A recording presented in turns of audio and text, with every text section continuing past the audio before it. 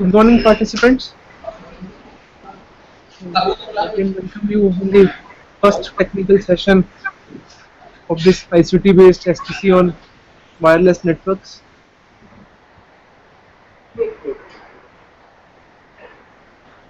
I hope participants are present at the various remote centers.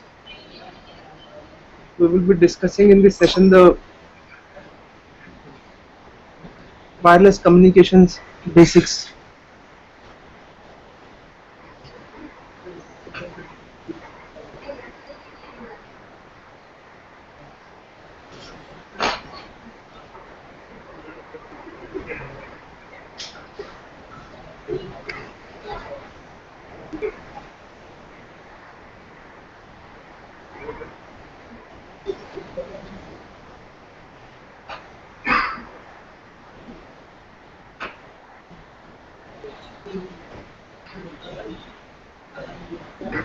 Discussing the fundamentals of wireless communications in this session. We will start with the electromagnetic signals. I would like to know from you this all wireless networks or wireless communication is governed with the help of signal. The signal is in the form of electromagnetic. First, it is required to understand what is electromagnetic signal and how it basically works. So, we have different kinds of waves like mechanical wave, electromagnetic wave, and all these waves have different properties. In case of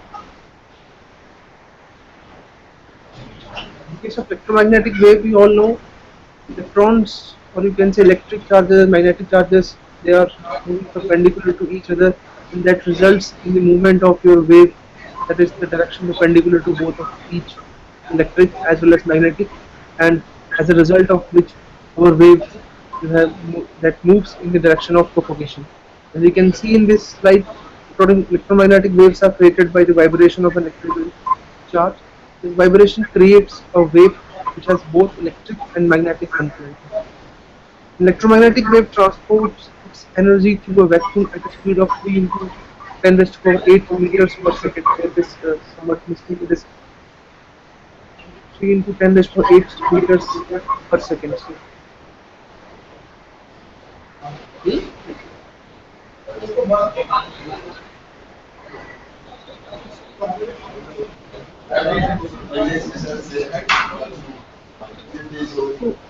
But in case of mechanical wave, these waves cannot traverse from the space. Mechanical waves or other kinds of wave, they require the medium while transmission. On the other hand, in case of electromagnetic wave, no medium is required. It can also traverse through the vacuum also. That is why the light received by the sun is also a kind of electromagnetic wave. That is why we are able to receive the signal from the sun. But the portion of visible waves from the electromagnetic spectrum is very less. Most of the electromagnetic signals are invisible to us. The electromagnetic signal that we use for our wireless communication or for wireless networks, it comes under the category of invisible invisible spectrum of the complete spectrum that is available for electromagnetic transmission. That is why we are not able to see the signals that are being transmitted by our mobile phones or our TV remotes like IR waves. All these are a similar kind of that.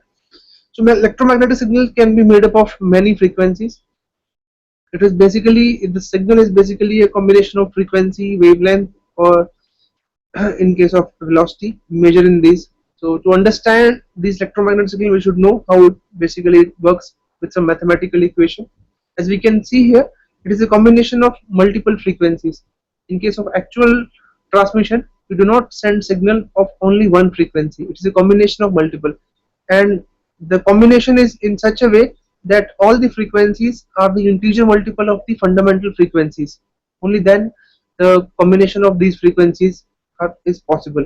As we can see here, it is written as signal 4.5 sine 2 pi ft plus 1/3 sine 2 pi 3 ft. So here the first frequency is f, And the second component is basically the 3f, that is the 3 times the integer multiple of the fundamental frequencies.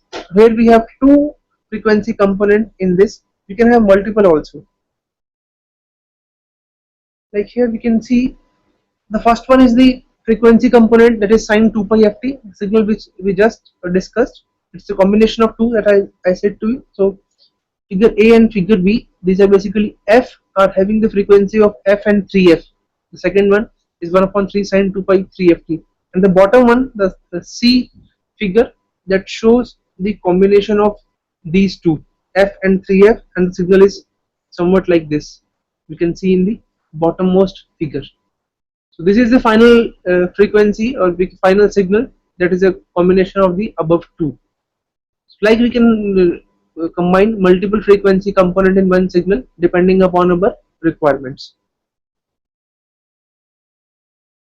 Second frequency is an integer multiple of the first frequency. When all the frequency components of a signal are integer multiple of the one frequency, the later frequency is called fundamental frequency, as I said to you.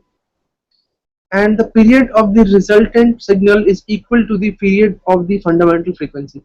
So the resultant signal that we have received in C, the period will be same as the period of the fundamental frequency, that is equals to, time period is equal to 1 upon f, because f is the fundamental frequency of our signal. So any signal is made up of components at various frequencies in which each component is a sinusoid. Adding enough sinusoidal signals with appropriate amplitude, frequency and phase, any electromagnetic signal can be constructed. So we can construct any kind of electromagnetic signal by combining the multiple frequency signal of having different amplitude as well as phase. So this will be required by different types of network. Like we can say, when we are transmitting the data with the help of Bluetooth, we require different frequency component. When we are using the Wi-Fi, we require different frequency component. When we are using the oven, that require different frequencies. Our TV signals, they require different one, and so on. So spectrum is basically a range of frequencies that a signal contains among its components. So suppose we have combined multiple frequency components, so complete spectrum will be the, basically this bandwidth will be the, that the signal varies from the lowest to the highest one. So suppose we are having here two frequency component, f and 3f. So our bandwidth is basically equals to the 3f minus f, that is equals to 2f. So bandwidth in this case is 2f. Suppose we are having 4-5 components, f, 3f, 4f, 5f, 7f, 8f, then the bandwidth will be 8f minus f, that is equals to 7f. The highest and lowest, the difference between these two will give us the bandwidth of our signal.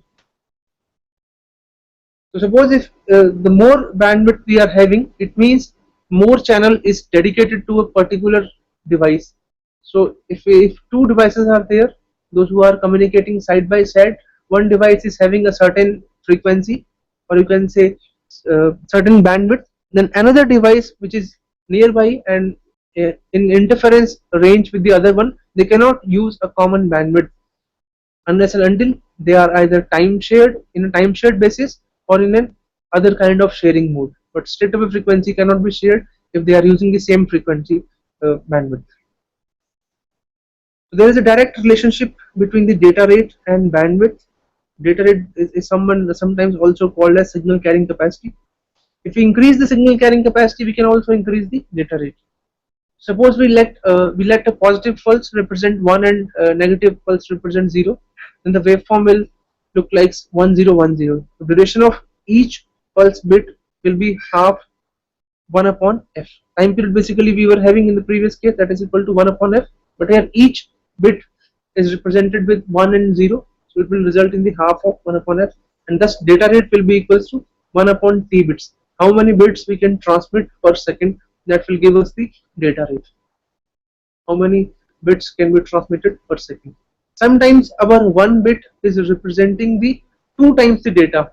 Suppose we are using the QPSK and other types of modulation where we are also utilizing the phase component. So it may be possible that one signal is represented by 2 bits. In that case, data rate will be increased accordingly. So as we add more and more frequencies, the wave looks like a square wave. So more frequency component you add in your signal, the squarer will become your wave. You can see here in the first signal, we are having frequencies f, 3f and 5f. In the second, that is the figure 2b, we are having the frequencies of f, 3f, 5f and 7f. And the bottommost, that is the third figure 2c, we are having a combination of these two. Now we have so many frequency components and our signal has become a square as compared to the above two. So looking at the figure 2a, the bandwidth is 5f minus f. As I have said to you, we are having frequency component f, 3f and 5f. So the bandwidth will be the highest minus lowest, that is equals to 5f minus f, that results in 4f. Suppose the frequency in the figure 2a is suppose 1 megahertz, that is equals to 10 raised to the power 6 cycles per second. Then bandwidth will be equals to 4 into 10 raised to the power 6 cycles per second, and that will result in 4 megahertz. Likewise, the period of the fundamental frequency, that is equals to t is equal to 1 upon f. T is equals to 1 upon f. And here frequency is equals to, the frequency of fundamental frequency is equals to 1 megahertz. So T is equal to 1 upon 1 megahertz, that results in the 1 microsecond. You can see from the diagram that each bit is taking the 0.5 microsecond, because the complete signal is from 0 to 1 and each bit is taking the 0.5 time period. You can see here 0.5 t. So each bit is 0.5 microsecond, that takes, each bit takes 0.5 microsecond, and the resultant data rate will be equals to 1 upon 0.5, that is equals to 2 Mbps in this case. So with respect to the figure 2a, when we are having the 1 megahertz of signal here, the period of the fundamental frequency is equals to 1 microsecond, and the bit data rate, that is equals to 2 Mbps. Now moving on to the second figure, that is figure 2b. Now suppose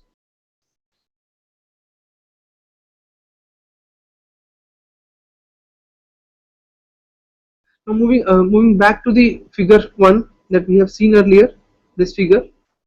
Here we are having the two components, figure 1c, we are having the two frequency component f and 3f.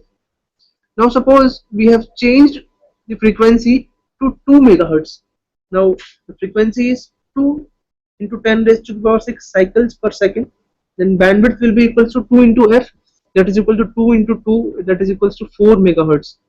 So if we compare it with the previous example, there we were having the frequency of 1 megahertz, here we are having the frequency of 2 megahertz, still the bandwidth will be equals to 4 megahertz. So the period of the fundamental frequency here is t is equal to 1 upon f, fundamental frequency here is 0.5, or time period is 0.5 microsecond, and each bit here takes 0.25 microsecond, and the resultant data rate is equals to 4 Mbps. So if we compare these two, in the previous case also we are having the bandwidth of 4 megahertz, here also we are having the bandwidth of 4 megahertz, but data rate is changed. In previous case we were having the data rate of 2 Mbps, here we are having the data rate of 4 Mbps. This is because of the change in fundamental frequency. Here the frequency of fundamental frequency is 2 megahertz, in earlier case we were having only the 1 megahertz, that is why there is a difference here. So thus a given bandwidth can support different data rate. So it is possible to support a different data rate by a given bandwidth. 4 megahertz bandwidth in both these signals, but it is supporting a different data rate depending upon our requirement. But this capability depends upon the receiver. As we increase the data rate in a given bandwidth, it may result in the trouble if your receivers are not of good quality. You require receivers of good quality so that it can differentiate between 0 and 1, and it can tolerate, or you can say remove, the noise from the received signal. So your receivers are required to remove the interference also in this case. Moving on to the gain and losses with respect to the signal when we are transmitting the signal. Generally, what happens when we transmit, suppose a signal of suppose P power from the sender side, it is not exactly received at the receiver side. There are some losses in between the medium as well as at the transmission as well as at the receiving end. So received signal power is generally less as compared to the transmitted power, and generally when we measure this signal power, it is measured in terms of ratio. This dB, basically decibel, is the ratio. So ratio between the power levels of two signals is referred to as the gain or loss. So when we are transmitting the signal of suppose P power and we are receiving the signal of power more than P, then we say that we are having the gain at the receiving side. If the received signal power is less as compared to the transmitted one, then we say we are having the loss. By default, there is no gain at the received side unless and until we introduce it artificially with the help of some devices. Either we have to introduce the amplifiers, those amplifiers may be at the transmitter side, maybe at the receiver side, or maybe in between the medium to amplify the signal strength or to regenerate the signal. But without those, otherwise there will be losses in the medium and there will be a decline in the signal power.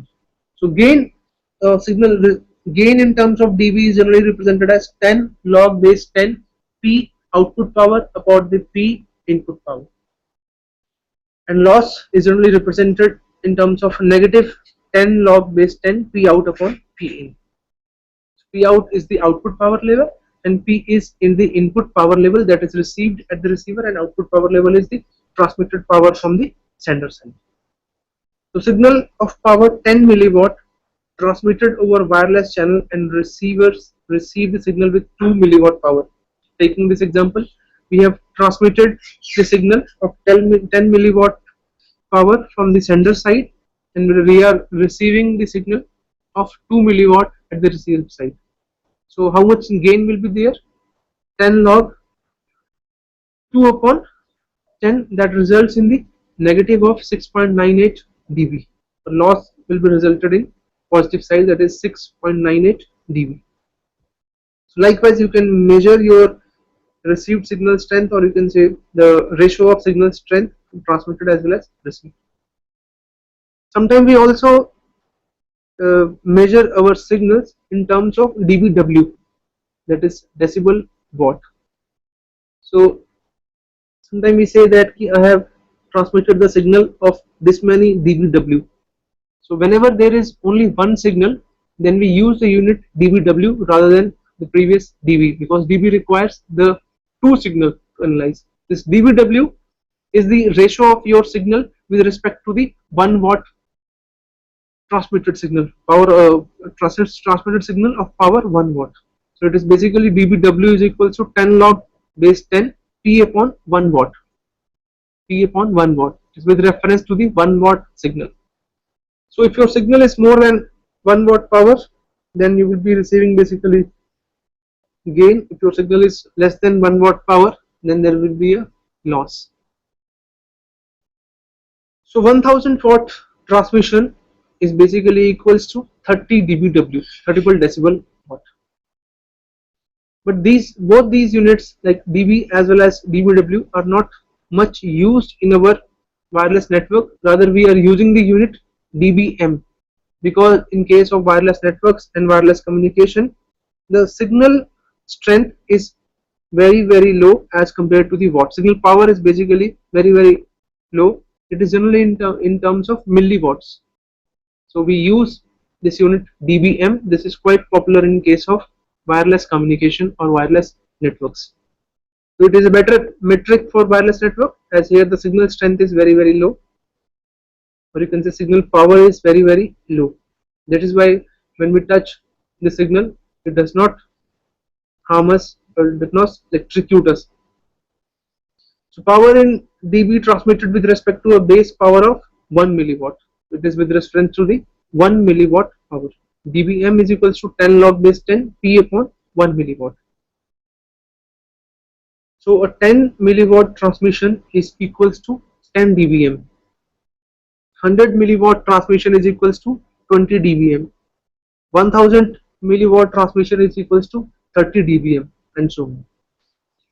So according to the 802.11 standard, that is the standards governed by the IEEE for wireless communication, we can have a maximum power of 100 milliwatt in case of 802.11b, that is equals to 20 dBm. That is why this unit is more used as compared to the dBW and dBs, because we can have up to the 20 dBm power signal in case of 802.11b, and we all know these are the standards. Moving on to the channel capacities, what is the capacity of our channel to transmit the signal? We have few concepts here, like data rate we have already discussed, the rate at which data can be communicated, how many bits we are going to transmit per second. Bandwidth is the difference between the highest and the lowest frequency component that our signal is going to use, and generally measured in terms of hertz. Noise is the interfering electromagnetic signal that tend to reduce the integrity of the data signal. It may be possible that with the introduction of noise, the signal strength has been increased, but the resultant signal may be of no use to us if the component of noise are more as compared to our actual transmitted signal, although the power level may be high. So we have to phase out the noise from our transmitted signal. Likewise, the error rate at which the receiver receives bits in error. How many number of bits your receiver is going to discern from zeros and one. Suppose whenever 0 is transmitted, your receiver is going to identify whether it was 0 or 1, and when it was 1 was the transmitted, and if your receiver is treating it as 0, it means error has been introduced at the receiver side. Generally, error is measured at the receiver side only. How many error is there in the received signal? Because at the transmission side, we assume that we have transmitted the 100% correct signal. And due to the introduction of noise and other interference factors, these errors are introduced at the receiver side. We always want to have the as less errors as possible. For this, we have error detection as well as error corrections codes also that can detect the error in the receiving signals. Nyquist has also proposed the formula, or you can say equation, for calculation of this. Given a bandwidth of B, the highest signal rate that can be carried is 2B. When signal transmitted is binary, that the 2 voltage levels. So we can say here, when M voltage levels are used, then each signal level can represent log 2 based M bits, and the Nyquist bandwidth, or you can say channel capacity, is given by C is equal to 2B log 2 based M. If we increase the number of voltage levels, or we increase the these voltage levels with respect to the bits, more the voltage level we are having, the chances of errors is also increase or decrease. It will increase, because as soon as we increase our these voltage levels, or you can say in terms of amplitude, it will be difficult for the receiver to discern between the zeros and 1. We always want to have the more number of phases, or we can say more number of frequencies, rather than more number of voltage levels. This is the equation given by the Nyquist for channel capacity. How many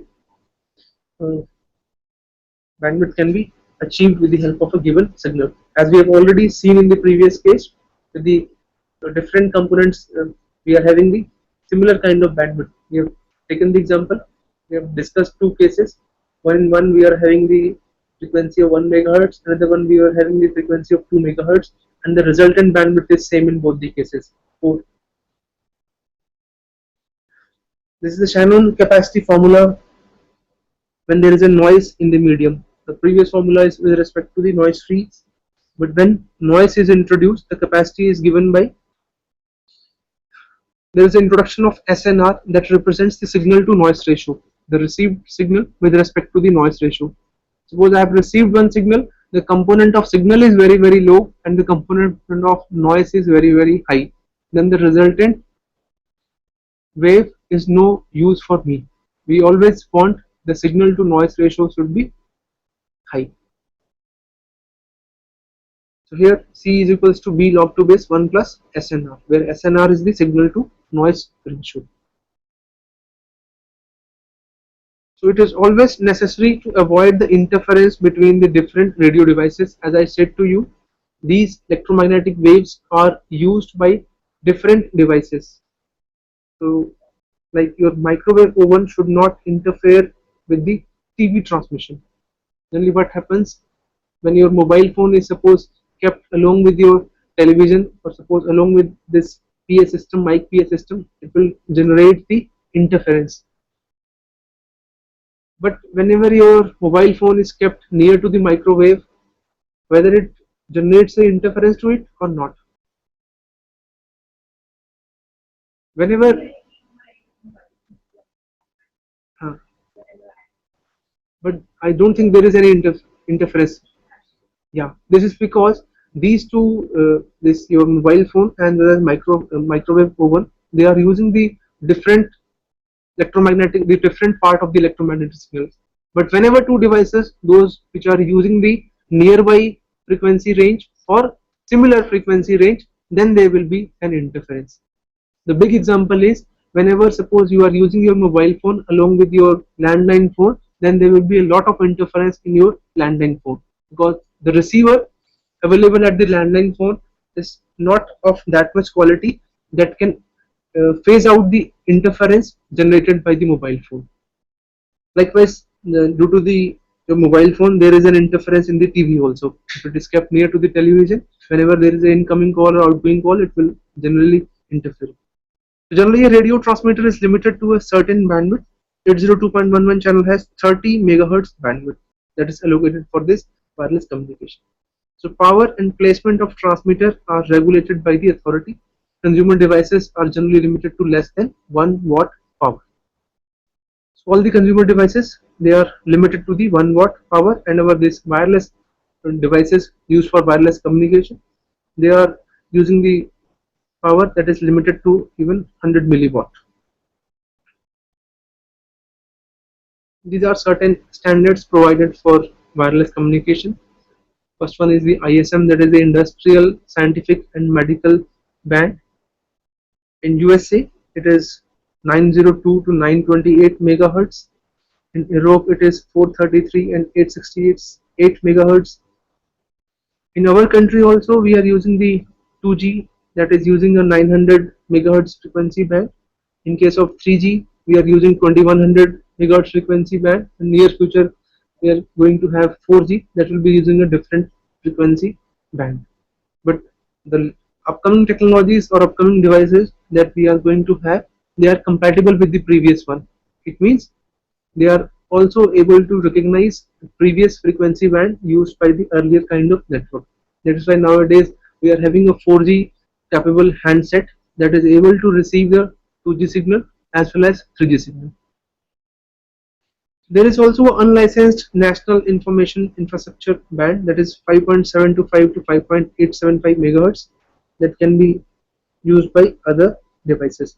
Generally, we license the frequency band that is for long distance communication, and the band reserved for the short distance communication is not licensed.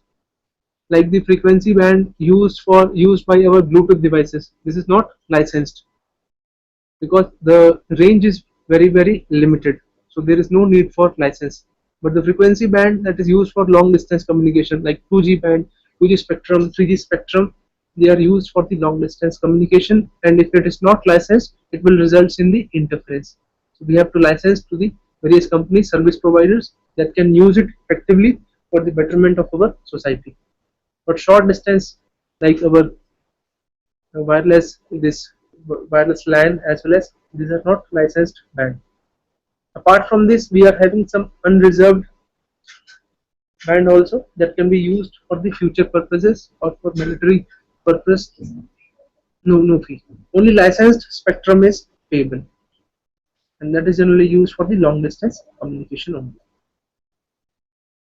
Whenever we are having this wireless communication or wireless network, antenna also plays a key role in this, because as we have already seen, there is an introduction of noise whenever the signal is transmitted from source to destination. We always want to reduce the noise and increase the signal to noise ratio. So antenna is also a key component that increases our signal strength. Antenna is available at both the side, at the sender as well as at the receiver. At sender side, it is basically used for the amplification of the transmitted signal. At receiver side, it is used for the increase in the signal strength of the received signal. We have different types of antennas available, like isotropic antenna or omnidirectional antenna. They have different properties and used at different places depending upon our requirement. Basically, an antenna is an electric conductor or a system of conductors used for radiating the electromagnetic energy into the space or for collecting electromagnetic energy from the space. Nowadays, in our mobile handset, we are having the antenna that is integrated inside the handset. There is no physical component visible outside the handset, but there is an antenna inside the handset that is nowadays also it is used.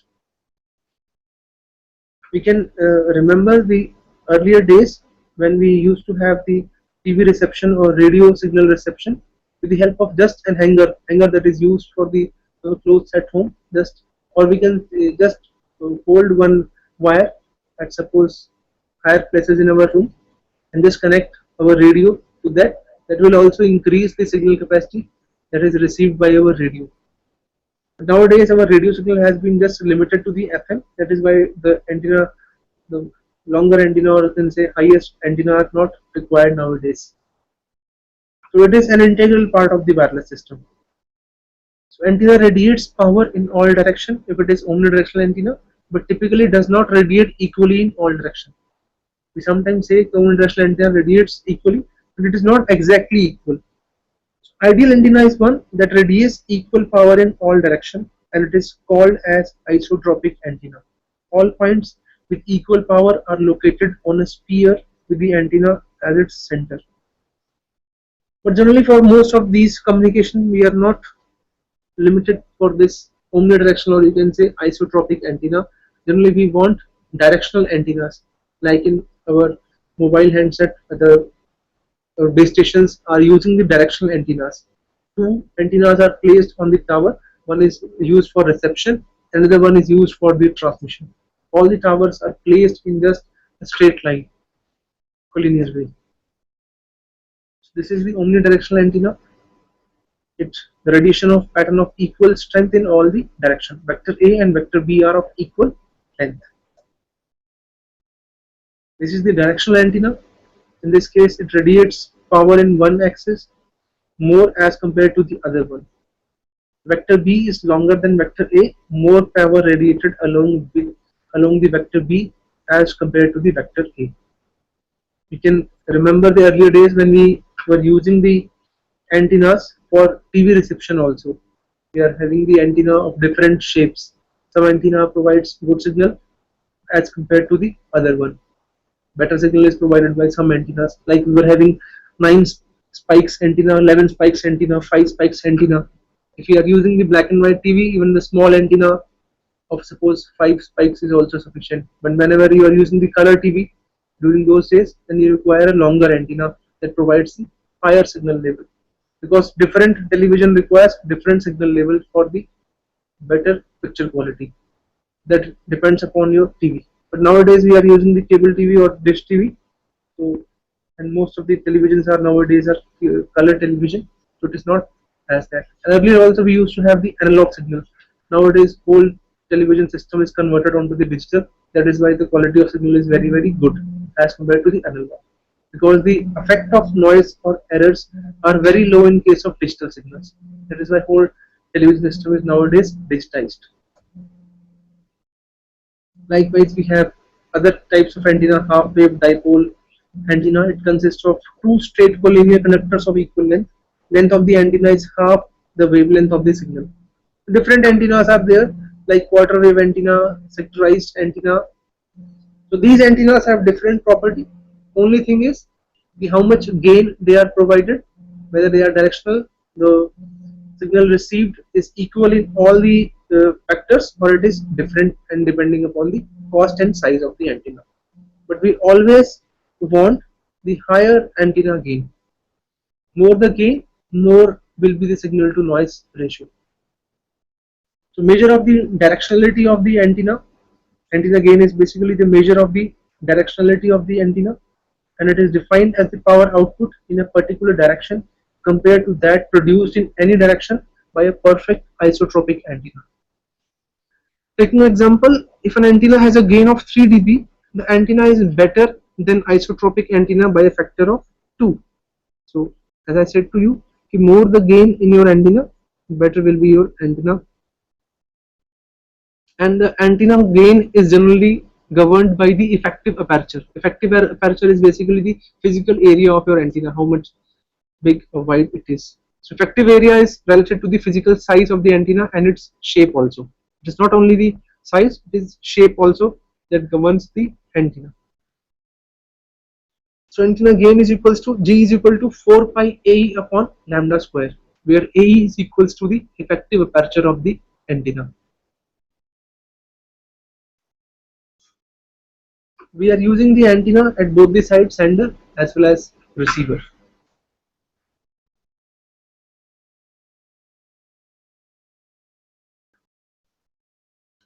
So we can replace this lambda with the help of C and F, that represents the speed of your signal. The electromagnetic signal generally travels at the speed of 10⁸ meters per second, that is equals to the speed of light. Signal propagation is with respect to the signal, how it is transmitted from sender to receiver. In case of transmission range, we say that the receiver receives signals with an error rate low enough to be able to communicate. Detection range, transmitted power is high enough to detect the transmitter, but high error rate forbids communication. And interference range, sender interferes with the other transmissions by adding to the noise. So we want high transmission range, high detection range, but low interference range. High transmission range means the signal transmitted by the sender is of very high power level and it can reach a very long distance. Detection range is high, your receivers are of good quality and they can receive even the weak signal that is received at a very far away distance from the receiver. But we want the interference range should be low. There should be no interference between the two devices or two wireless networks that are placed along with each other. Generally, this signal propagation is done by the mechanism of three types. Three mechanisms are there: ground wave propagation, sky wave propagation, and third one is the line of sight propagation. So your electromagnetic, or you can say simply radio waves, exhibits these three fundamental behaviors. In case of ground wave, signal is transmitted along the surface of earth, you can say just up to the distance of 2 feet from the surface of earth. The signal travels along the earth and it is of very low frequencies. It follows the earth's surface and can propagate long distances. It is used for submarine communication or AM radio. Nowadays AM is not much used because FM is more popular because it is providing a very good quality signal. Sky wave propagation is also possible, that requires signal of 2 to 30 megahertz. In case of ground wave, the signal frequency is less than 2 megahertz. The waves are reflected back from the ionosphere and bounced back from the surface of the earth and so on.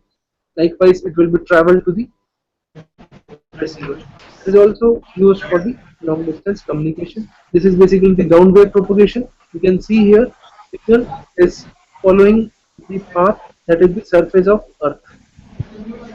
Traveled along the surface of the earth, signal strength is very low. With a sky wave propagation, here the frequency varies from 2 to 30 megahertz. The signal is transmitted from the sender the ionosphere. From there it is reflected back to the surface of Earth, again reflected back to the ionosphere, and so on. It is going to reach the receiver. The third category is the line of sight propagation. Here the signal strength, signal frequency is required to be more than 30 megahertz. Emitted waves follow a straight line of sight, allow straight communication with satellites or microwave links on the ground, used by our mobile phone system also. We are used we are When we are using our mobile phones, there should be a line of sight communication between our handset to the base station, and from base station to another base station. That is why all the base station, or you can say mobile towers, are placed in a linear fashion, straight line.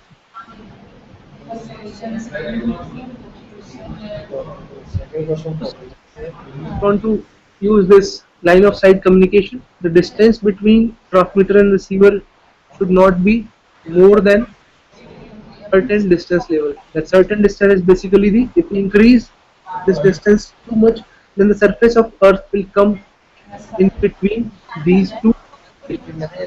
That is why two base stations are placed nearby to each other in case of line of sight communication. Although we are using the antennas, we are using this different propagation mechanisms like line of sight, ground wave, but still there are losses.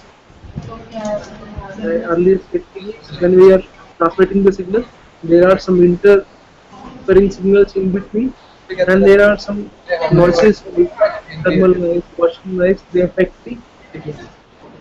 So transmitted signal attenuates over a distance because it's spread over larger and larger area.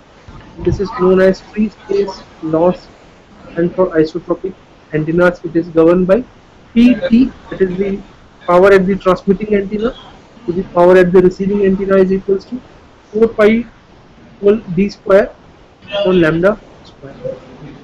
This is with respect to the free space loss. Even if there is no interfering signal, no noise, still there is a loss in the signal.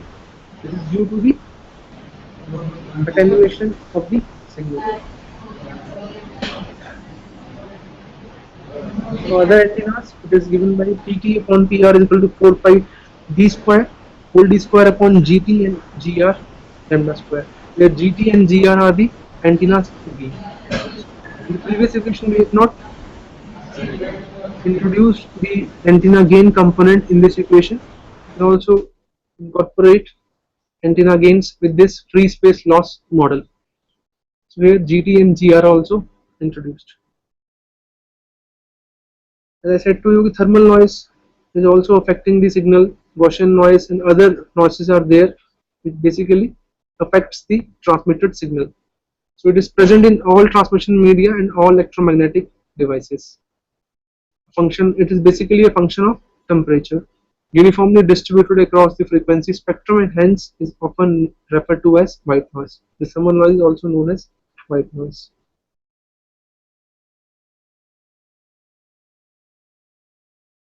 So parameters related to SNR, that is more convenient for determining digital data rates and error rates, is basically equals to EB upon N naught, where EB is the signal energy per bit and N naught is the noise power density. The data rate of signal to noise ratio measured with respect to the energy per bit to the noise power level, and this is given by this equation.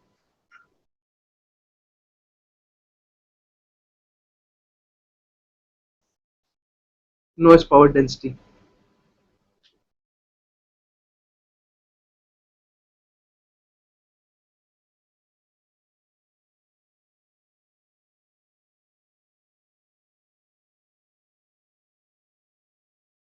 So EV upon N naught is related to the SNR, that is the signal to noise ratio. B is the signal bandwidth.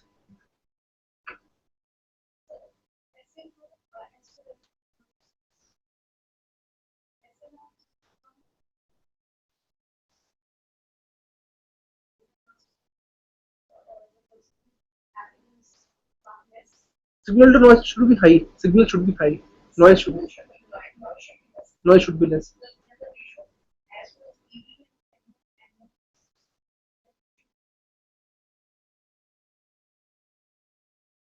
I have not understood your question. Signal to noise, basically SNR is signal to noise ratio. We want our signal to be high and noise should be low. Likewise the ratio with respect.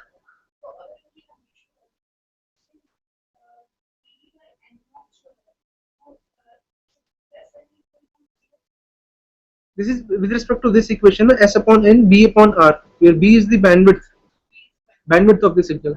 So it is with respect to this only. So EB upon N naught is related to the SNR. It is related to the SNR.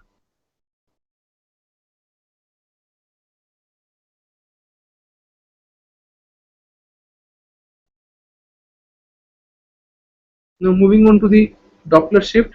As we are discussing this wireless network nowadays, generally wireless networks finds application more over there whenever there is one of the either sender or receiver is mobile. Because in case of stationary networks, generally wired network is preferable as compared to the wireless. Generally wireless is preferable only where there is more mobility is involved. So whenever there is a change in location of either receiver or sender, there is a Doppler shift. So whenever a client is mobile, the frequency of received signal could be less or more than that of the transmitted signal due to the Doppler's effect. If the mobile is moving towards the direction of the arrival of wave, the Doppler shift is positive, and whenever the mobile node is moving away from the direction of the arrival of your signal, then the Doppler shifts it negative. Better example is, suppose train is going away from you. You can understand, easily recognize it with the help of your ears that the train is going away from us. And whenever there is train coming towards you, with the audio signal received to your voice that is generated by the train, you can identify it the direction of movement of the train. So likewise, the same theory is applicable to this wireless communication also. Here we can see this car. This is the receiver basically. S is the sender in this case. This car is moving to the Y destination, and S is the sender. So we can say here X is moving toward the directions of the arrival of the wave.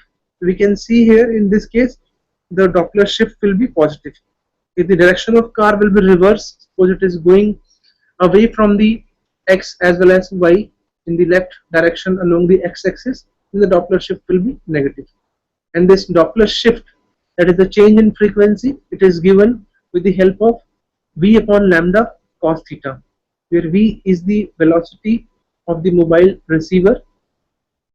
Although it may be possible that your mobile is not moving at a constant velocity, in that case we take the average of the velocity at which your mobile device is moving. It is a constant velocity basically, and cos theta is the angle subtended by the receiver to the source.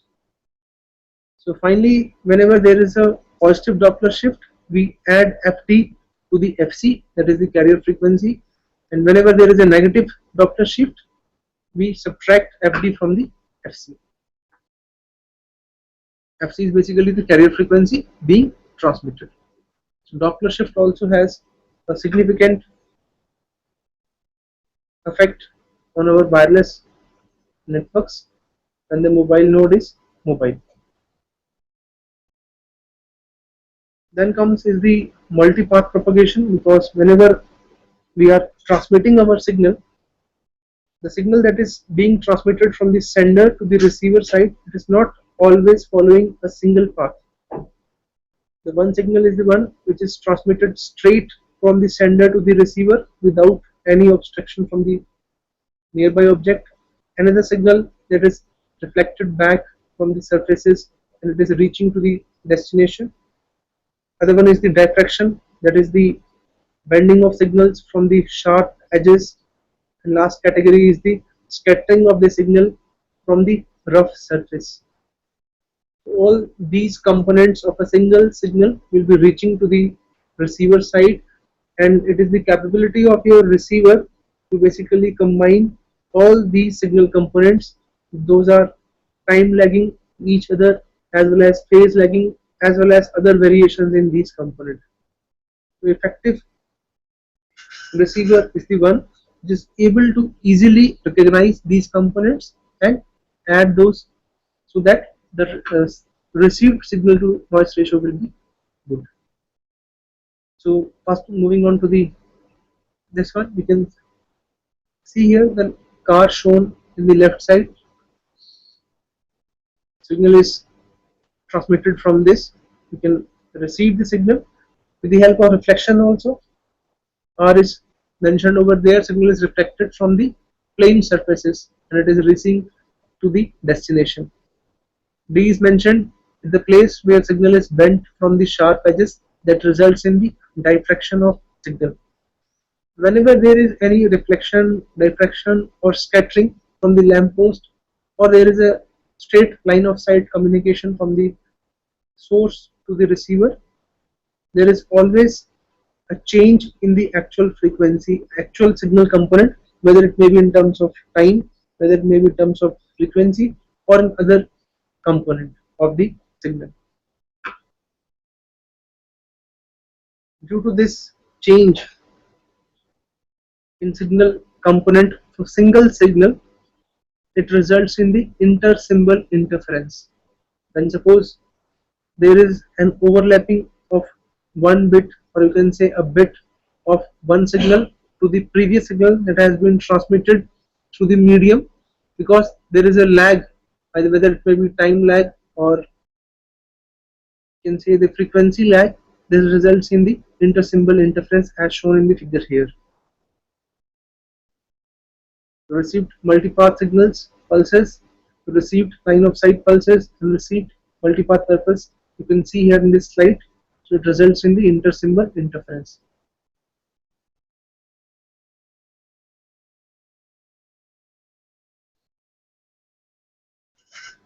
So with the effect of this multipath propagation, multiple copies of the signal may arrive with different phases. So if the phases add destructively, the signal level reduces relative to the noise. If your receiver is not able to add these components in an effective manner, the signal level will be reduced and noise level will be increased. And if there is a lot of uh, differences in the components of these multipath propagation, this will result in the inter-symbol interference, as I said to you. For effectively transmitting, we use all these technology. We have discussed the antenna for better signal strength. We have discussed the loss free space loss models. Other models are also there, like two-way ground reflection models for this communication. We have discussed this multipath propagation. Now to effectively utilize your medium, we need to share our medium with the help of multiplexing. So fundamental mechanism is communication system and networks that enables multiple users to share a medium. Like we can take the example of our earlier landline phones. We are not able to accommodate so many numbers of users as nowadays we are being accommodated with the help of mobile phones. This is possible only with the help of multiplexing. Like we are using our mobile phones, it uses the multiplexing, whether it may be frequency division multiplexing or time division multiplexing or port division multiplexing is utilized.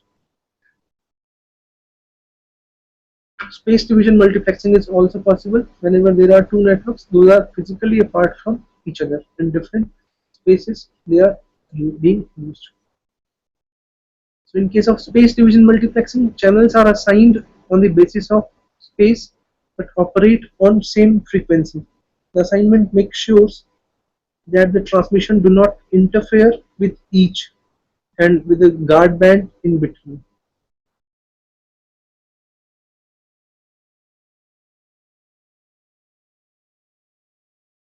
In a similar way, like we are having here space division multiple access, different space and different space, these signals are used at those are of same frequency. Same frequency is used at different space and there is a guard band in between these two. Likewise, we are having the frequency division multiplexing. Frequency domain is subdivided into the several non-overlapping frequency bands. Each channel is assigned its own frequency band. We have already seen that our suppose two persons are sitting along by side to each other, but there is no interference between the two mobile phones. But suppose one person is talking on landline phone and another person who is sitting nearby to him or her is using this mobile phone, then there will be an interference. Why such kind of effect is there?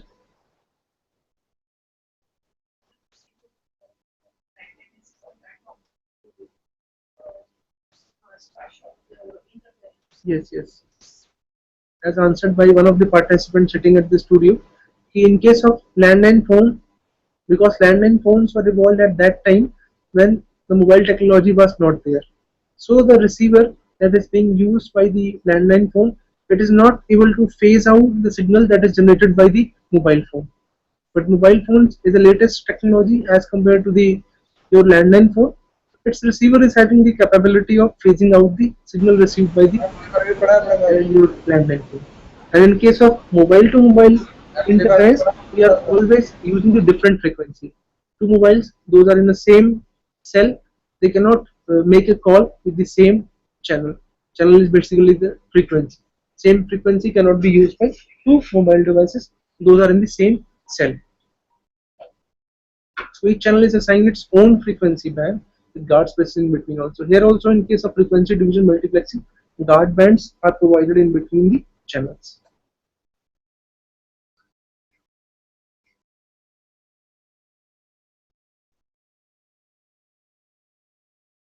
So you can see here the different frequency components are there on the x-axis. These frequencies, different frequency channels are used by the mobile phones while making the call. In case of time division multiplexing, a channel is given the whole bandwidth for a certain amount of time. For one moment of time, a particular channel is used by a given user, another time interval the other person is using.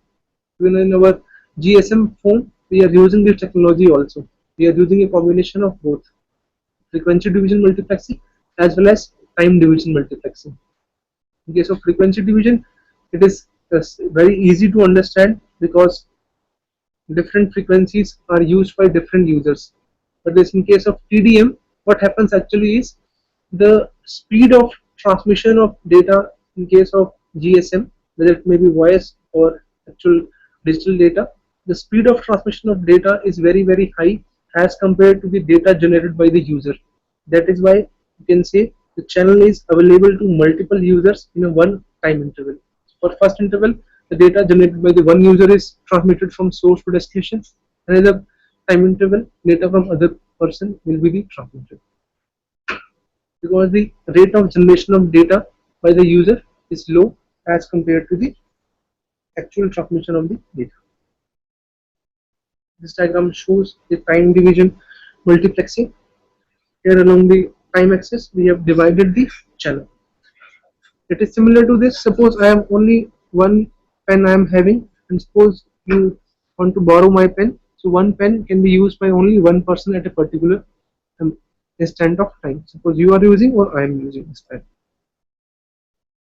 So frequency and time division multiplexing in a combination that is used by nowadays in GSM technology.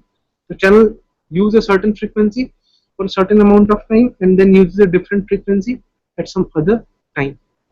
It is used in nowadays GSM systems.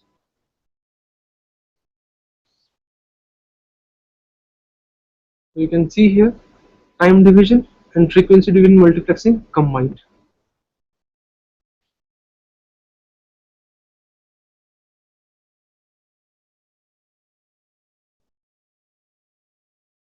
Finally, we are having the code division multiplexing. We cannot combine all three together: time division, frequency division, and code division. So either we can use code division multiplexing or we can use the time division and frequency division multiplexing. That is why nowadays we are having two types of cellular technology: CDMA or GSM. CDMA uses only this code division multiplexing, And in CDMA, we are having enough number of codes. Those codes are basically orthogonal to each other. We can generate n number of codes. With these codes only, we can accommodate tremendous users. So separation of channels achieved by assigning each channel with its own code. Guard spaces are realized by having distance in code space. So transmitter can transmit in same frequency band at the same time, but have to use the different codes. As I said to you, these codes are orthogonal, so there is no possibility of being used two codes being used by the users, same code being used by the two users. But the receivers have relatively high complexity. In this case, receivers need to have the complex receiver circuitry that will be able to recognize the signal and has to know the code and must separate the channel with user data from the noise composed of other transmission. It has to be synchronized with the transmitter. These are the basic requirements for code division multiplexing. In the United States and other countries, they are using the CDMA technology. In European countries and our country, we are using the GSM technology. Although with respect to the safety and security point of view, we say that CDMA technology is more, you can say, better as compared to the GSM. But nowadays we have provided enough algorithms, enough security algorithms in case of GSM also. So GSM is also good. But United States, other countries.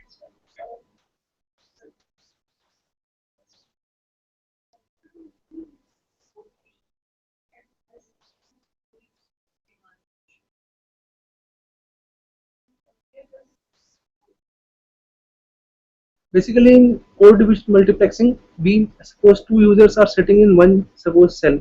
They both can use the same frequency and make a call using that. In that case, they need to have different codes, and using those codes, they basically XOR or maybe use some functions, and using those codes and the data generated by the user, they apply that function. CDMA CDMA uses this code division multiplex. CDMA mobile phones or you can say technology is totally based on this. But in our country, GSM technology is more popular.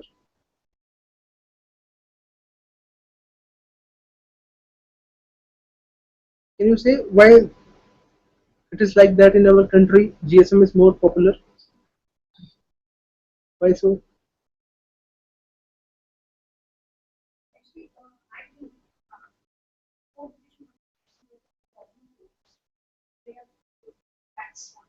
Yeah. Basically, as I said to you, the receiver technology used by the receiver is quite complex.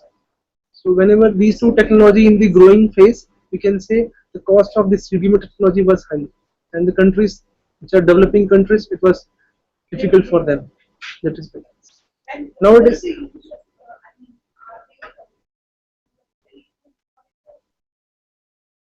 yeah. In case of CDMA, the quality of signal, or you can say security of your data, will be quite high because the chances of repetition of these codes is, you can say, no, nil. There is a repetition. Yeah, because regeneration of signal with the help of these codes is not possible. Likewise, code division multiplexing we have discussed.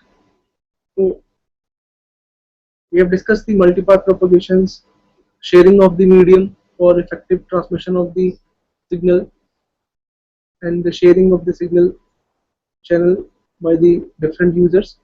Now comes is the modulation for long distance transmission. We want to transmit our signal to the long distance, and for that we need a carrier signal that can carry our signal to the long distance. For that we use the modulation. For this we have different types of modulation techniques available to us: digital to analog modulation as well as analog to digital modulation. In case of digital to analog modulation, it is necessary if the medium only carries the analog signal. In case of analog to analog modulation, it is needed to have effective transmission. Analog digital as well as digital to analog is also possible. Nowadays, our technology is completely digital, so we are more focused upon the digital modulation techniques. So ASK, FSK and PSK, these are the digital modulation schemes. In case of amplitude shift scheme, in this case we vary the amplitude of the signal on the basis of zeros and ones. ASK is the most simple digital modulation scheme. Two binary values 0 and 1 are represented by the two different amplitudes. In wireless, a constant amplitude cannot be guaranteed, so ASK is typically not used. This is the major drawback of this ASK. Here we can see the signal is generated in the basis of ones and zeros. So whenever there is 1, there is a signal. Whenever there is 0, there is no signal, and so on. The simplest form of FSK is the binary FSK, where we are using the two frequency components. One is the higher frequency, another one is the lower frequency. It assigns one frequency F1 to the binary 1 and another to the binary 0. The simple way to implement is to switch between the two oscillators, one with F1, another one is the F2. Whenever you are going to have binary 1, just switch to the frequency 1.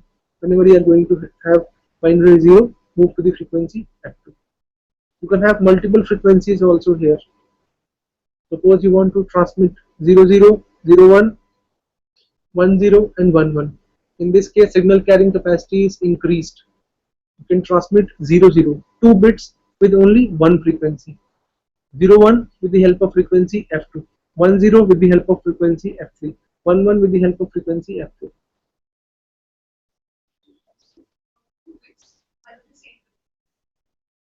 So in this case, we are in this case in BPSK. This is basically a case of BPSK, binary FSK.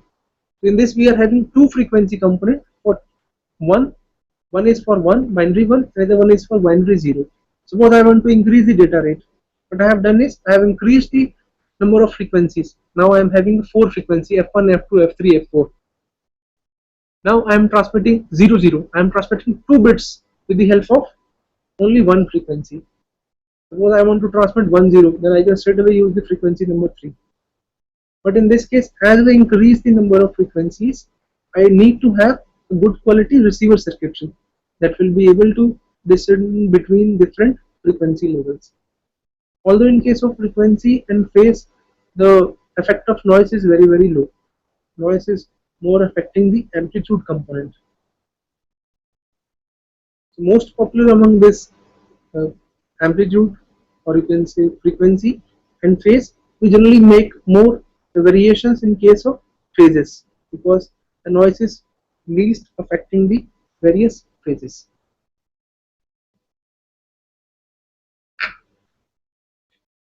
So in this case, the receiver can demodulate by having two bandpass filters. Bandpass filters can be used at the receiver side.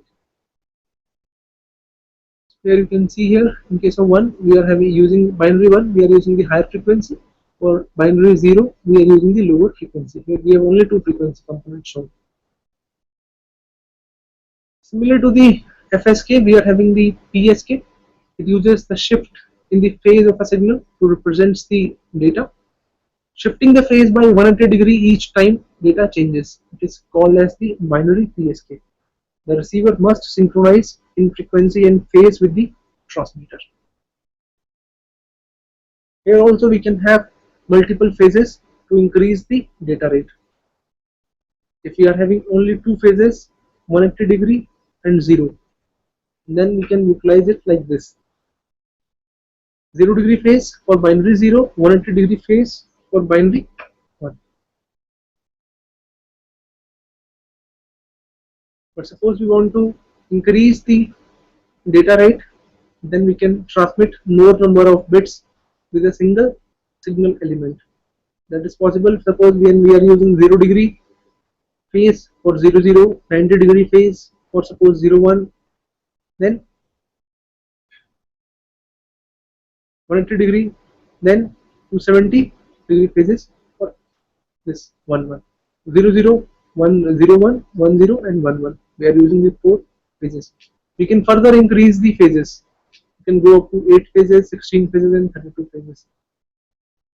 So more the number of phases, more data rate, higher data rate can be achieved.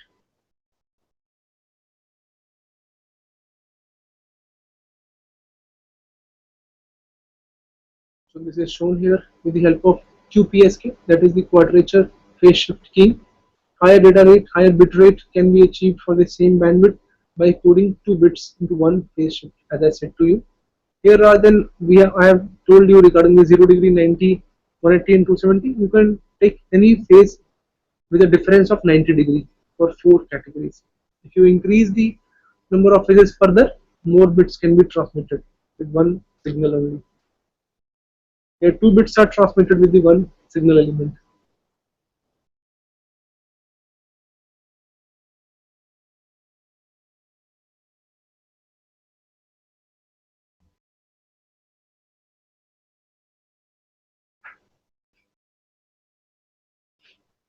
So moving on to the spread spectrum, we spreading the bandwidth needed to transmit the data. Spread signal has the same energy as the original signal, but is spread over a large frequency range. It provides resistance to the narrowband interference. In spread spectrum, we have two categories of direct sequence spread spectrum and frequency hopping spread spectrum.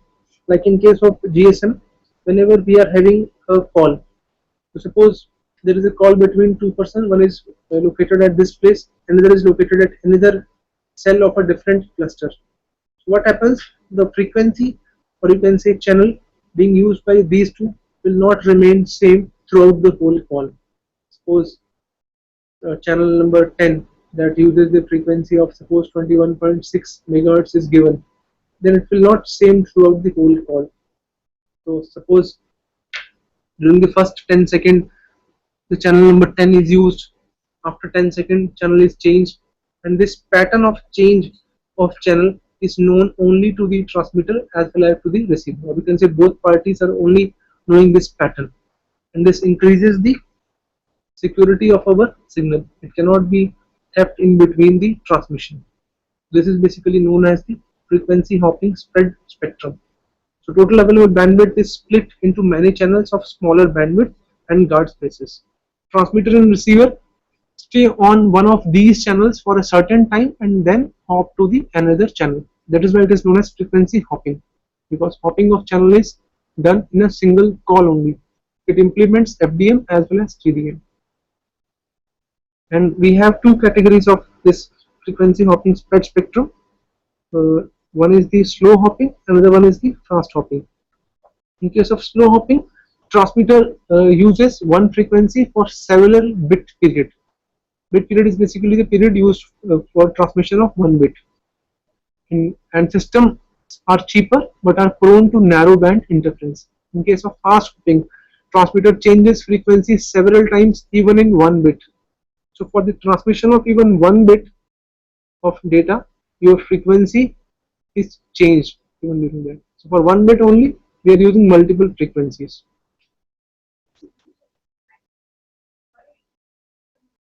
Security is enhanced. Security is drastically enhanced. Even a user, suppose A is transmitting data to B, suppose C is trying to interfere, and suppose able to generate the suppose frequency at which frequency they are talking. In the meanwhile, he is able to hack, the frequency will be changed, and this pattern is not known to the third party. So in this way, basically this GSM achieves the higher security. You can remember the earlier days when we were using the landline phones. The number of landline phones were very less. Still, the number of crosstalks and this interference was very high. Those time को आज से compare करते हैं, when nowadays we are having uh, multiple times more the number of users as compared to the earlier one. Each person is having one or two SIMs and everyone is having the mobile phone. Earlier we used to have only one landline phone with respect to one family. The crosstalk is very low, and the chances of this hacking of information is very low. We do not listen to such type of complaints. Your signal has been hacked. This is possible with the help of this frequency hopping spectrum only. Thanks to this FHSS, it uses slow hopping as well as fast hopping. These two are shown here. For one bit, we have changed the time. And this CDMA technology, it uses the DSS, that is the direct sequence spectrum. It absorbs the data, or you can some other function is utilized with the help of chipping sequence. And your chipping sequence is XORed with the user data that generates the spread signal, and then this spread signal is transmitted over the channel. And finally, this chipping sequence is known only to the transmitter and receiver, so other person cannot regenerate the information from the that is being transmitted by the transmitter. So these two are quite popular technique in case of wireless communication. DSSS, that is direct sequence spread spectrum, and FHSS, that is the frequency hopping spread spectrum. So this is all about regarding the fundamentals of wireless communication. You can, if you have any query, you can ask me. So starting from the participant sitting at NITRR, any query? Okay.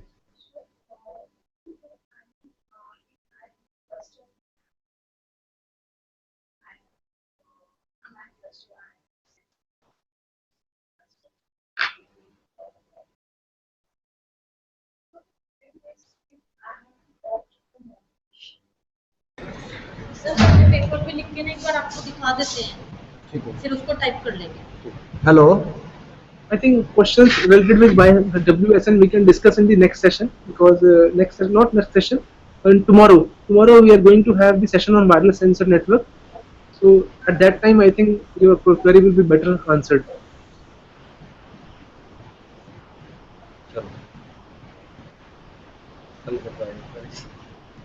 These will be depending upon the application in which where you are going to use. That is why I am saying it will be better answered in the next session when we will be discussing the WSN only and its application, which technology will be beneficial for this. So any other query from the various remote centers, starting from MN University Mulana? I think Dr. Kuldeep Pava is waiting there.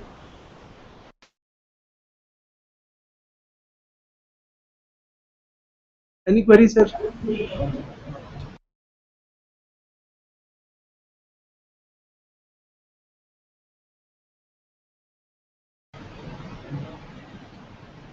Hello. Hello. Any Hello. other query from the various participants from the various remote centers? No, sir. Thank you from TTR Jodhpur. Thank you.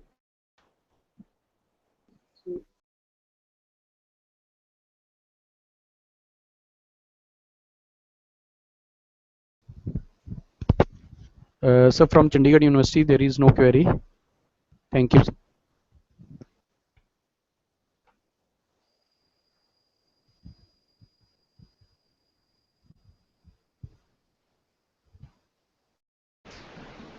Hello? Hello? No queries from the participants from various centers. If you have any query, you can also mail your query to the Unmute voice. IEEE Chandigarh at my email ID that is given on the website. Hello? For patient listening for this session. So we will be joining back at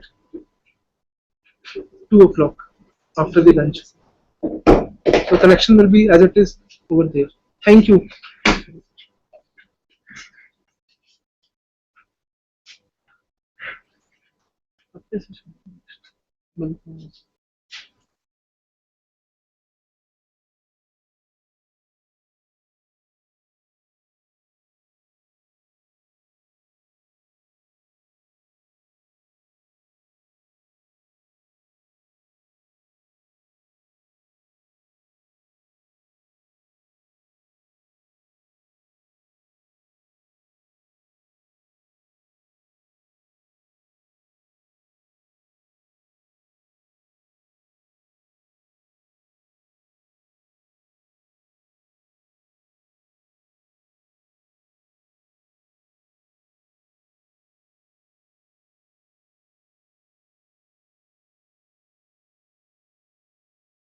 हटाओगे तो हट जाएगा.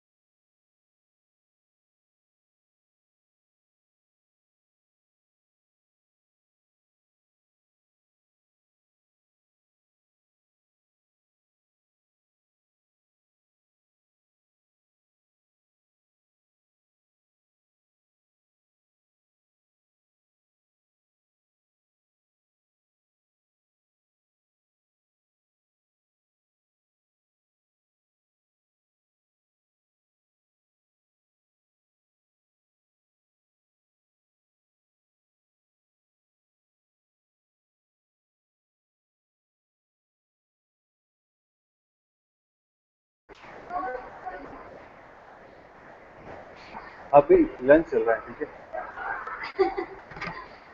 तो direct चालू हो जाएगा ना आपको। कोई इशू नहीं है। वॉल्यूम 5 नंबर पे कंट्रोल, ये 5 नंबर का है ना, ये ऊपर साउंड है अच्छा ठीक। और ये ये मेन कंट्रोल। ठीक है। अच्छा मुझे आप 4 बजे वापस आओगे? फिर नहीं हूँ तो फाइंड अप कर देना। फाइंड आउट करके क्या करना है? तो करना है यहाँ से क्लोज, ठीक है। ठीक है, हाँ, और तो यहाँ पे क्लिक करके लॉग आउट करना, साइन आउट करना। ठीक है ठीक है। और सारे सर शट डाउन कहाँ होता है? सर शट डाउन नहीं। पे क्लिक करोगे ना, हाँ ये अच्छा ऊपर है, ओके। फिर मैं इसको दे दूंगी बस, बाकी अगर सारे नेट क्लास। बंद हो जाए, मैं पासवर्ड यूजर नेम पासवर्ड लिख देता हूँ, पासवर्ड लगा देना। हाँ ठीक है, कल मुझे इंटरनेट के यूजर नेम पासवर्ड दे देना, क्योंकि मैं आगे कहीं लगा ही नहीं पा रहा हूँ। पर इंटरनेट पासवर्ड तो उनको भी नहीं पता होगा, अनिल सर को। आपके खुद के ना, आप मेरा नेट तो एक्सेस करते हो ना मेरा तो PC मैं से। मेरा पे पूछ लेते हैं। मेरा खुद का ही चाहिए आपको। हाँ तो वही तब बोले पता कर लेना, मैंने कहा पता क्या करना, वो तो मैंने मेरा। आपने पूछा, आपने कहा पता नहीं, उस समय मुझे दीप्ति का लगा मैसेज लैपटॉप पे अलग कर चलता हूँ, मेरा खुद का तो पेपर यही वाला बताना है ना, जो यहाँ पे नेट पे यूज नहीं लेती हूँ। आपके पास पेपर है क्या? मेरे तो कुछ नहीं, अरे मैंने लिखा हुआ है, आपने दिया था बच्चे को वो बड़ा है ना आपके सुमित पास, अंडरस्कोर रोहित और रोहित। नीचे स्मिथ 1687। ठीक है, ये आपको ले जाऊंगी। ये बात नहीं होती।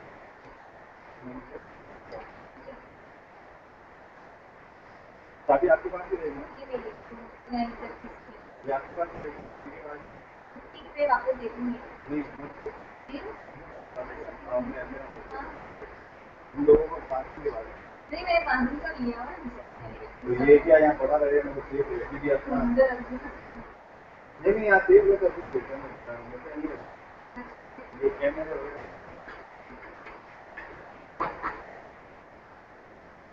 है।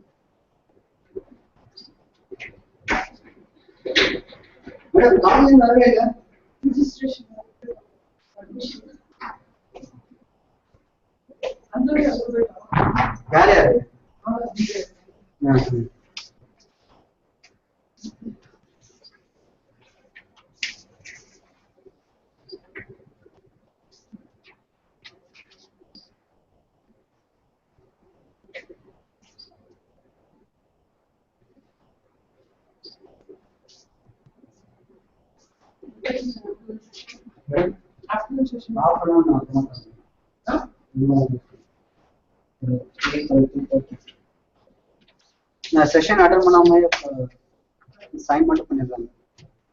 இவங்க என்ன சொல்றாங்கன்னா சர்டிஃபிகேட் கேன்சல் பண்ணிடுறாங்க. மெயில் சார் மெயில் ஃபார்வர்ட் பண்ணுறாங்க.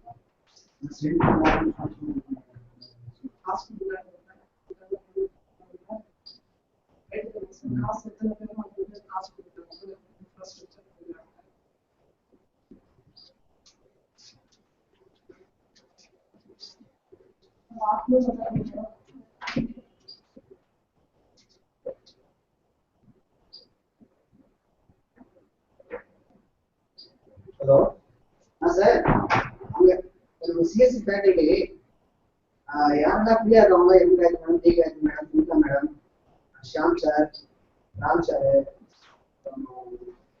யாரெல்லாம் இருக்காங்களோ எல்லாரும் வந்துருக்கீங்களா?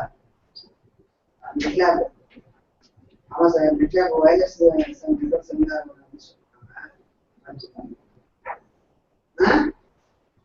அவங்க ரிஜிஸ்டர் பண்ணியிருக்காங்க. ரிஜிஸ்டர் பண்ணியிருந்தாங்கன்னா ஆப்ஷன் நான் ரிஜிஸ்டர் பண்ணிருக்காங்கன்னு எனக்கு தெரியல. செகண்ட் சார் இருக்காரு. சரி சார், ஓகே சார்.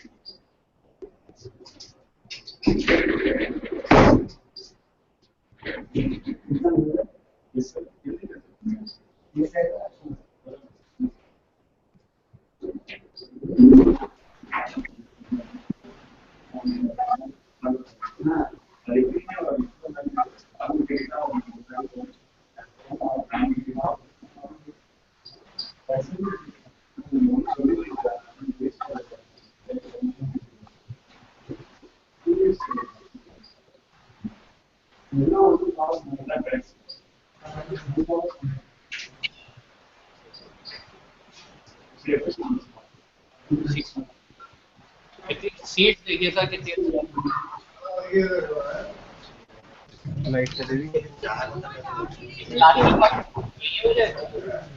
ये प्लास्टिक चेयर है या कवर हुआ है? क्योंकि ये देखिए ये वाली सीट ये प्लास्टिक सीट है। प्लास्टिक हाँ कलर ही ऐसा है।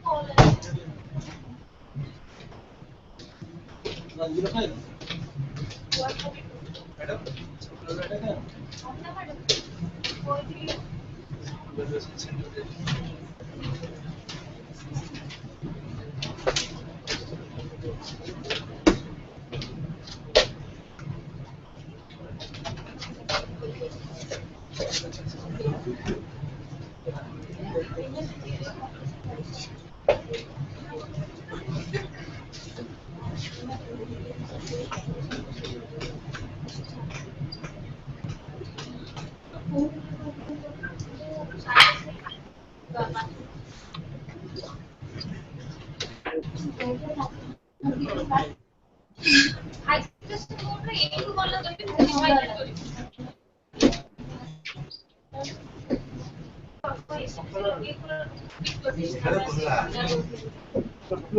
Participants,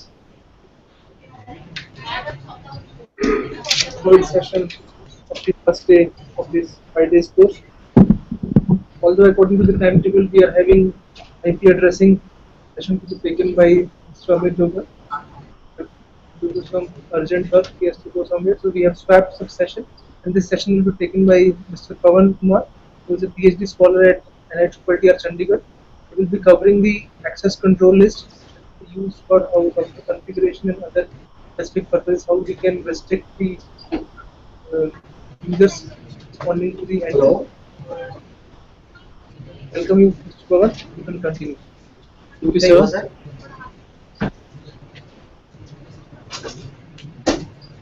Good afternoon, everyone present here. Remote senders. I am Pawan Kumar.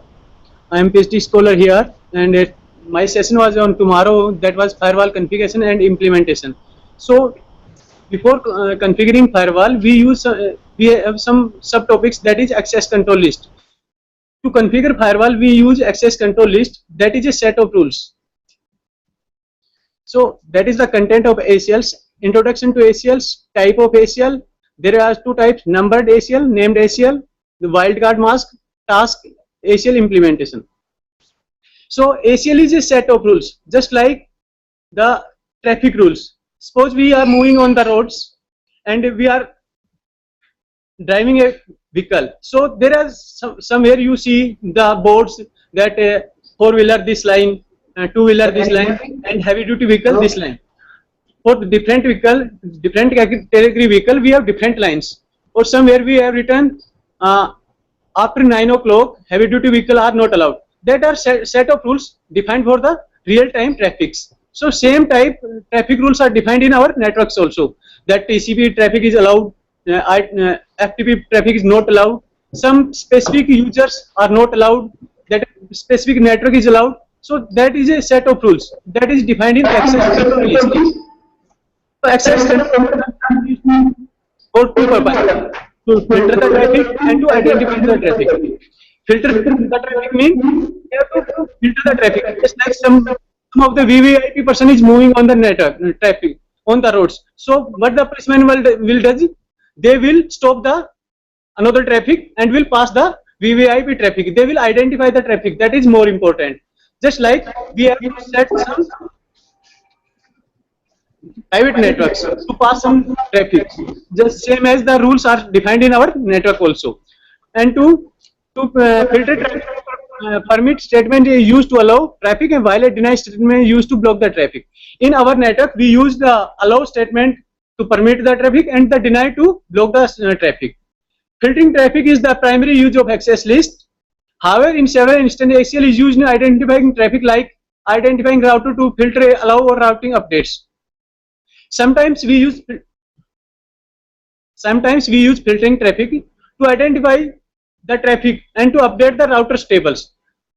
When the traffic moves towards from one router to another router, they update the table. They keep the information that this router is connected to how many routers, how many hop counts. So identify traffic to bring up an ISDN link or VPN tunnel. As I told the example of VVIP person that is moving on road. Same as we want to link between two persons, between two computers, that is a VPN tunnel, virtual private network, to pass some special traffic. Suppose we want to send some packets which are more important than the normal traffic. So we introduce the VPN tunnel and use this concept in the routers also. Here we are using the router as a firewall also, and there is an implicit should deny all at the end of the access list. We cannot create or delete. In our access list, there is a rule deny all in the end of the all rules. Suppose we have not defined any rules that is this traffic is allowed, this is not allowed. Then all the traffic will be denied. Nobody will be allowed.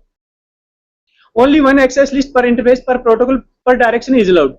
And in our routers, in a direction, per protocol and per direction only one rule can be defined. So that is here we are Chandigarh. That is Delhi, and it is Patiala. We are here.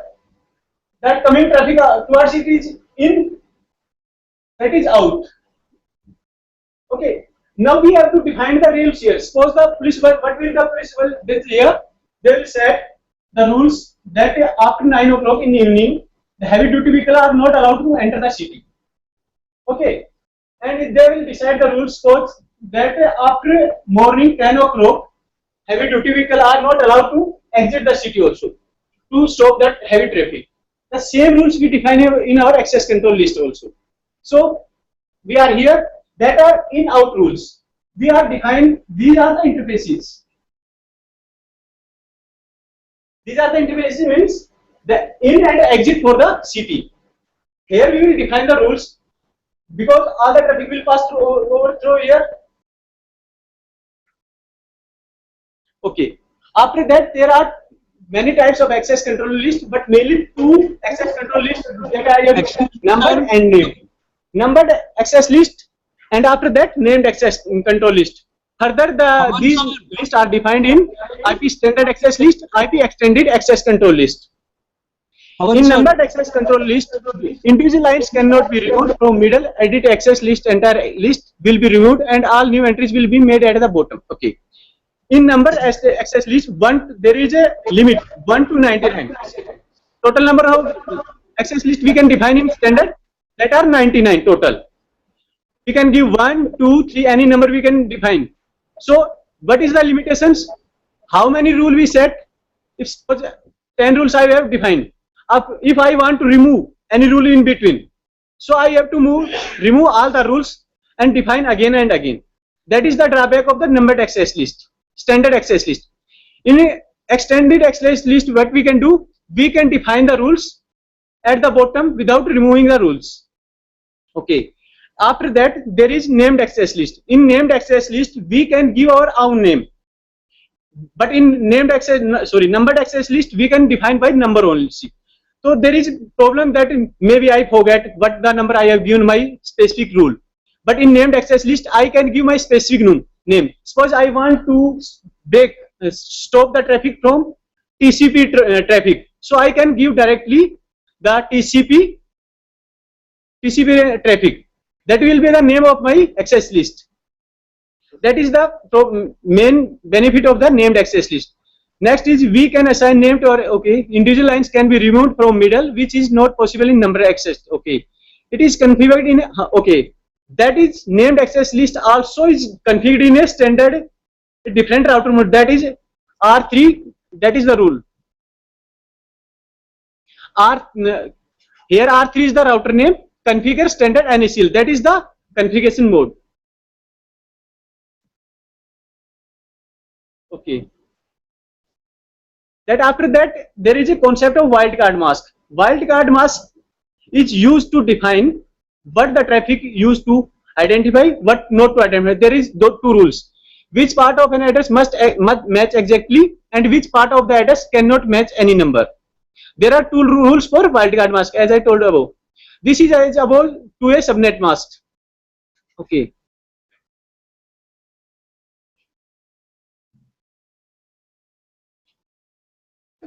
I think everybody knows the concept of IP addressing. So suppose I have a IP address 192.168.22.10. Okay. Then suppose I have a subnet mask. I will not leave the IP address. Directly I have a subnet mask 255.255.255.0. It is a subnet mask for a specific IP address or a specific subnet. That is it. Network subnet. Okay. So I have to identify the wildcard mask for that IP address or subnet mask. So there is a rule directly to identify 255.255.255.255. write down this. Then after that, this is my subnet mask.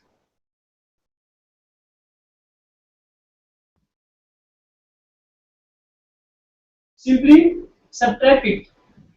That will be 0.0.0.255. Okay.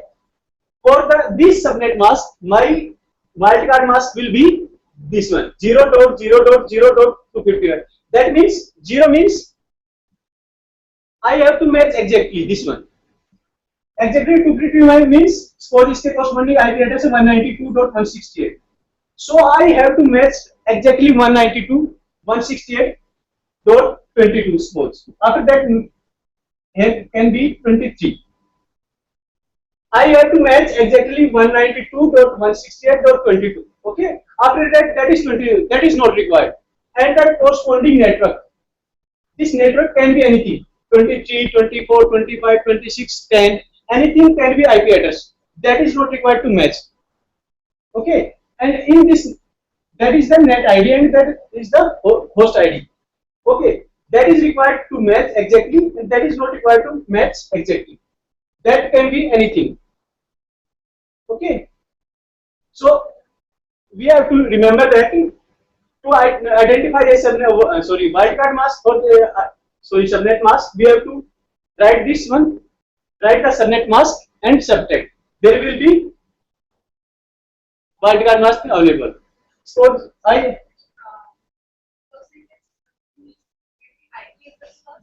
okay. Listen. Yeah, you have IP address, okay, along with your subnet mask also. Okay. Then you have to define the access control list for your network. So for your IP, you have access list subnet mask 255.255.255.230. Okay. So for any network ID, IP address, you have subnet mask this one. So how to identify the wildcard mask to configure the access control list? Simply subtract it 0.0.0. What will it be? 25. By this rule, we can identify the wildcard mask for any net ID or subnet mask. That wildcard mask will be used in configuring the access control list.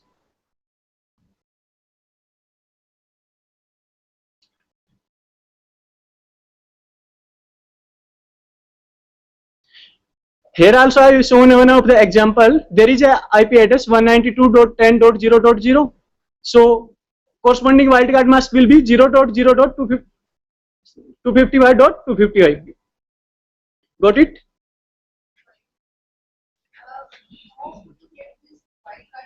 Yeah. Yeah, ma'am. I will tell you. My IP address is 192.168.10.0.0. Okay, to exactly match, my IP will be 255.255. Sorry, subnet mask 0.0. Okay, so to get the wildcard mask, what I will do? Write 255.255.0. No, sorry, 255.255. Subtract all. What will be 0.0.255.255. Same I have written over here. The IP address was 192.10.0.0. IP address was 192. I have given for a network 192.10.0.0. For that, the subnet mask will be that for network. Exactly ऐसा नहीं होगा. That will be matched with. But I have given 255.255. for the complete network now. Okay, to match exactly 255.255.0.0. Got it? This is the network. To match exactly, I have the subnet mask 255.255.0. What is the criteria of matching these? I hardly understand what. Ma'am, actually, then I have to go then in IP addressing, that will take much time. So that's why the session was on IP address. Is it like that finding the remainder of the subnet we can create it with the IP 192.10? Just it is an example. Suppose you have given a network ID 192.10.0, then the host can be anything. Okay. So that corresponding subnet mask is 255.255. It is given by the user. Okay. Then the corresponding wildcard mask what will be? Then it will be the wildcard mask.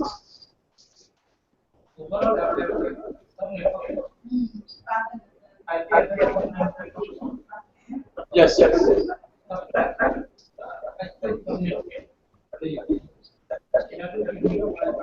Yes, yes.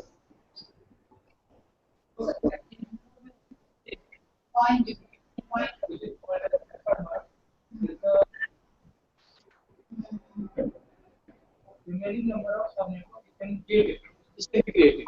Yes. You can Yes. forcefully target. Forcefully. That's the rule in access control list. Rather than using a subnet mask, we use the wildcard mask. Yes. That is the reason for subnet mask.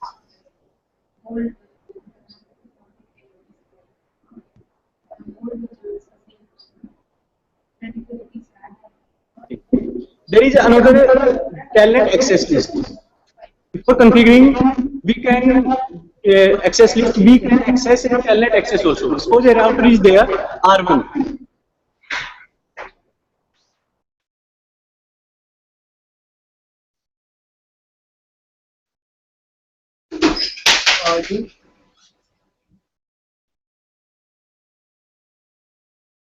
Okay, this is R1. Using the telnet access, we can access the router 1 at router 2 or router 3. Okay, using telnet access of R1, we can access R1 at R2 and R3. Suppose this is in Delhi, it is in Chandigarh, and it is in Patiala.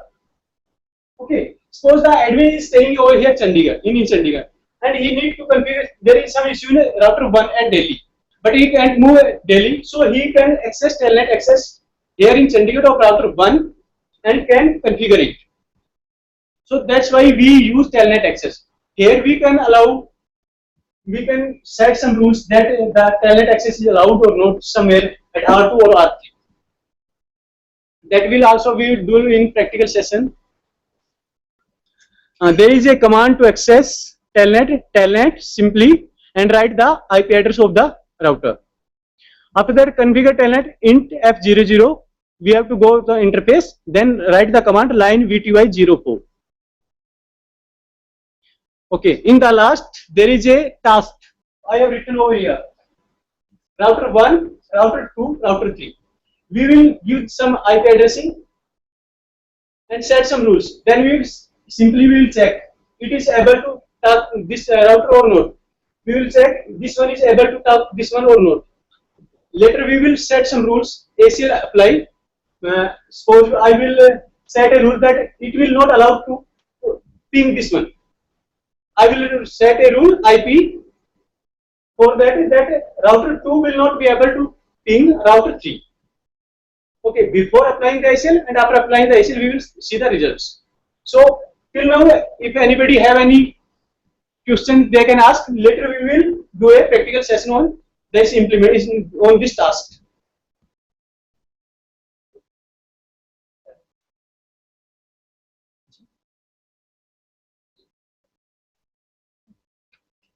Any remote center, any query till now? Remote centers, any questions? After that, we sorry, ये वाला ये दिखा दो.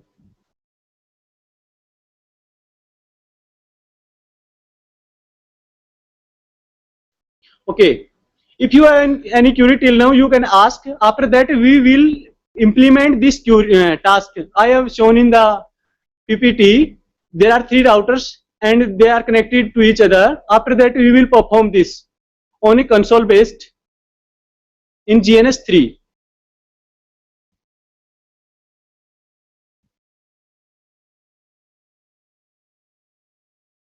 Okay. उनकी आवाज तो बंद नहीं है किसी को. Okay. Yes, ma'am. There is a simulator GNS3. We will implement this task on GNS3. You can download it from internet. GNS3, there is a website for GNS3 and install simply over there. Then you have to take the iOS image for the routers. Sorry. For the different series, for 3600, 3700, 7200 with different series router are available. For different series router, different iOS image are also available. You have to access the iOS image in your GNS3 and then we can perform the task.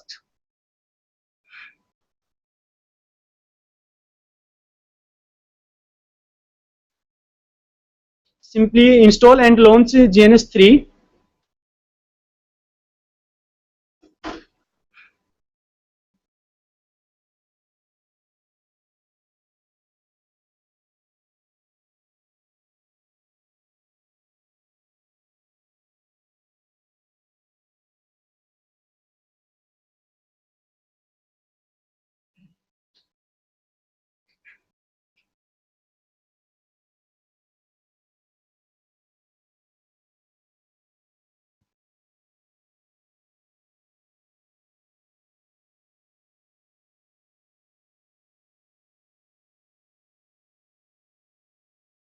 Okay. As the software is launched, it will ask for the project to give name.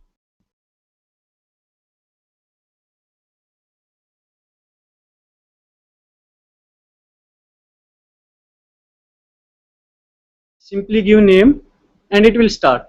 So when you have launched it, I have installed 3 routers, 3600, 3700 and 7200 series. If you want to install, then you have to go to edit, preference, and then dynamics iOS router. There will be option for new. Okay, there will be an option to browse. You have to browse simply where you have downloaded your iOS images. After browsing, it will ask either it is compressed or decompressed. If it is decompressed, then automatically it will be upload. Otherwise, you have to decompress it. Okay.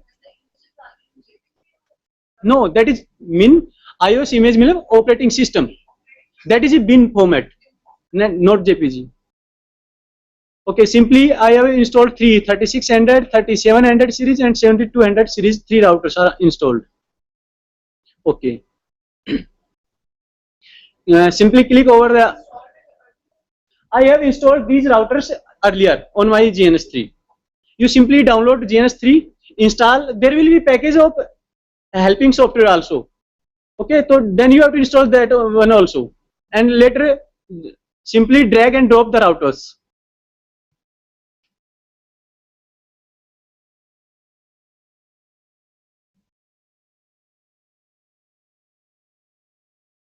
It will take me a little time to start because just like in our system, the operating system run, also in the routers the operating system run. That's why it is taking time.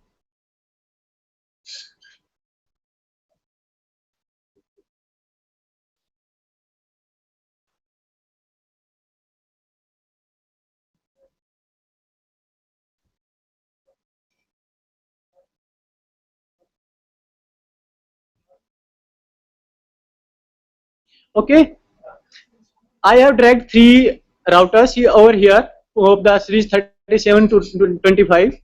Simply when you mouse over, there will be some configuration information. Router R1 is stopped right now. Then local node is 1 and all the ports, fast Ethernet 01, this one,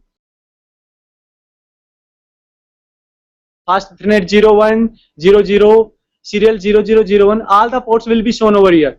Simply take the cables, which one you want to connect, which port, fast Ethernet 00, 00. Router 1 and router 2 I have connected on the fast Ethernet 00. Router 2 fast 012, router 3 fast 00. Okay, simply they are connected. Now we have to start the router. At the interface there is a green symbol. That means the router has been started. So make them idle, we see.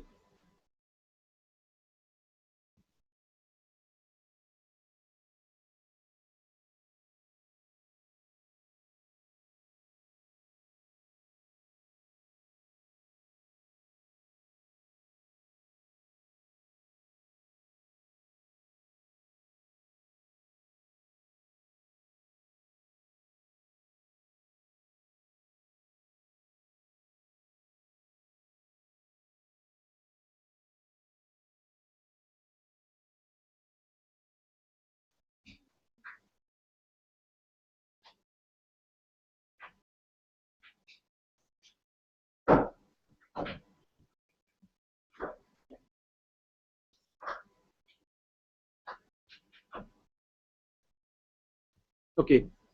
The network I have shown in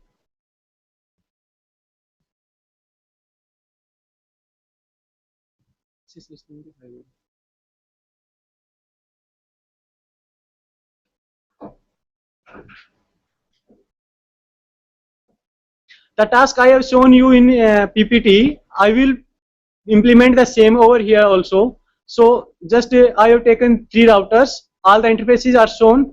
So take a network, I will show you. There is a network between R1 and R2. That is, I suppose I have given an IP address 192.10.9.0. That's 24. Over here I have given a IP address network 172.16.34.0. That's 24. In between there is a network. In between R1 and R2 there is a network. There is interface as shown in the F00 at router 1, that is F00. Okay, suppose I have given IP address over here is 1. Dot 1 means 192.10.9.1. Here I have given suppose 2. I have given according to suppose router 1 IP address is 1. At 2. Here I have given 3. 2 means 192.10.9.2. Okay, then this is also 2. Can we give the 2 at the different interface same IP address? Can we give? No. So how I can give here dot 2? But that because that is a different network. In between them, these interfaces there is a different network. There is a different network. That's why I can give dot 2. 172.16.34.2. Here I have given 172.16.34 to 3. So these are the routers. There is a complete network. Suppose that is Delhi, Chandigarh, and Patiala. So behind there will be suppose that this is in NITTT at Chandigarh. So there will be some private network also. So I have given here loopback address here.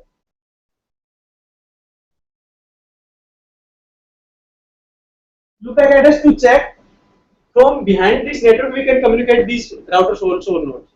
Suppose I have given it to 23.23. I have taken a single PC over here behind this network. Same I will take over here 8.8.8.8. Okay. Same over here 34. That is loopback 3. That is loopback 1. Okay. This is our network. This is a bit.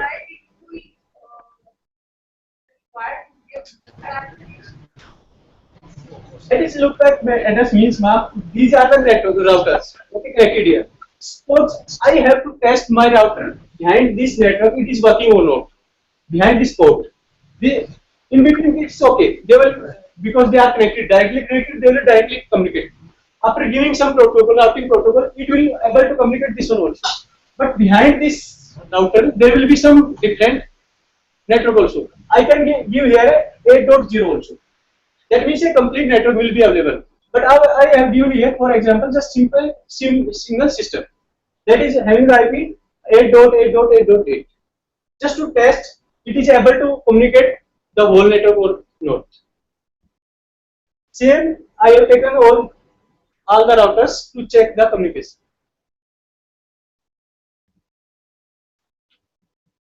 Any query till now to assigning IP address and all?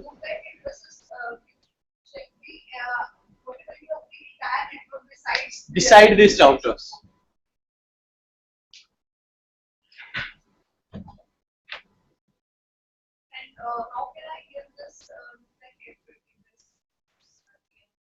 Yeah, I will assign right now. You can check. So right click on router and open console for all the routers.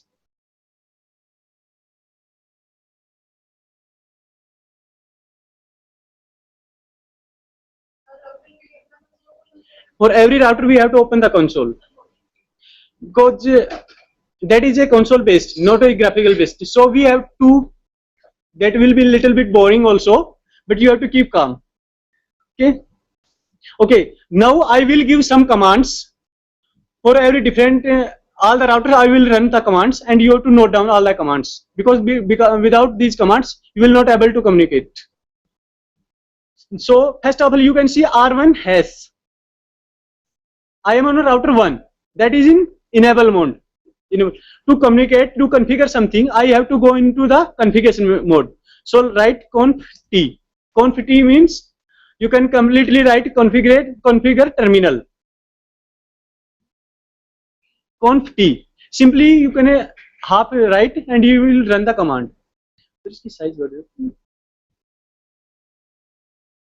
Is the terminal. Okay.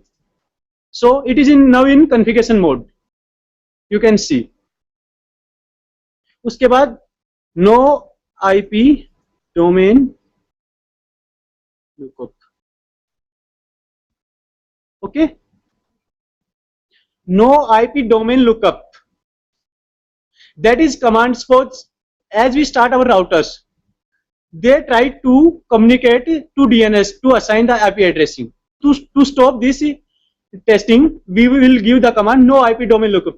To enable the DNS, we give the command IP domain lookup. And to stop this, no IP domain lookup.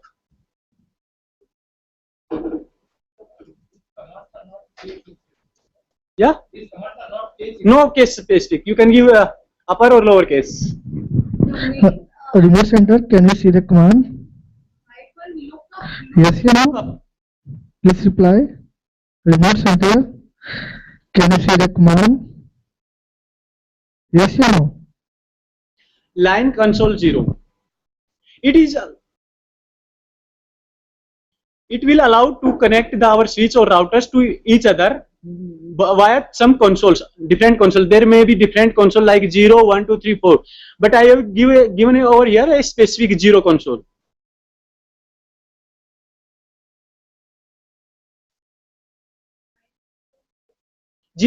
Line console 0. And there are different consoles and routers 0, 1, 2, 3, 4. But you can give a specific. I have given here over here 0 only. Then router 1 and router 2, when they will communicate, they will communicate through console 0.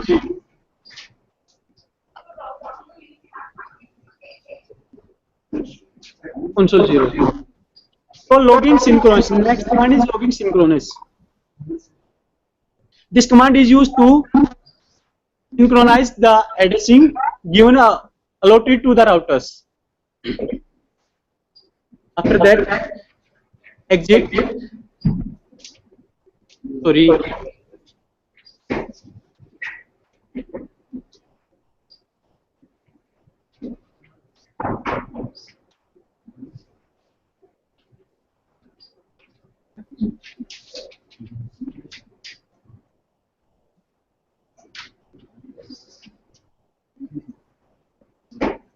And logging synchronous exit means, I will tell you, we have done logging synchronous. Okay, after that we have to come back to the interface to assign the IP address. Okay, now exit. Ma'am, logging synchronous exit that is not right. After this command we have to write exit in the next line. See, this line was wrong. If you see, this line was wrong. Okay, logging synchronous. Okay, after that in the new line we have to give exit. As you can see, after giving exit, that is come back to the configuration mode. So in configuration mode, we have to configure the interfaces to assign the IP address. So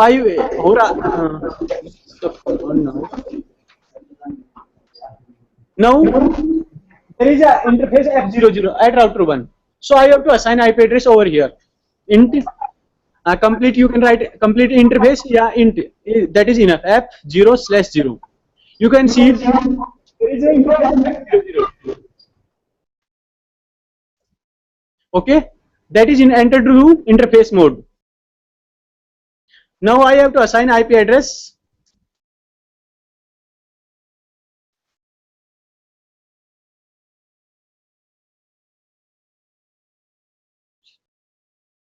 Okay.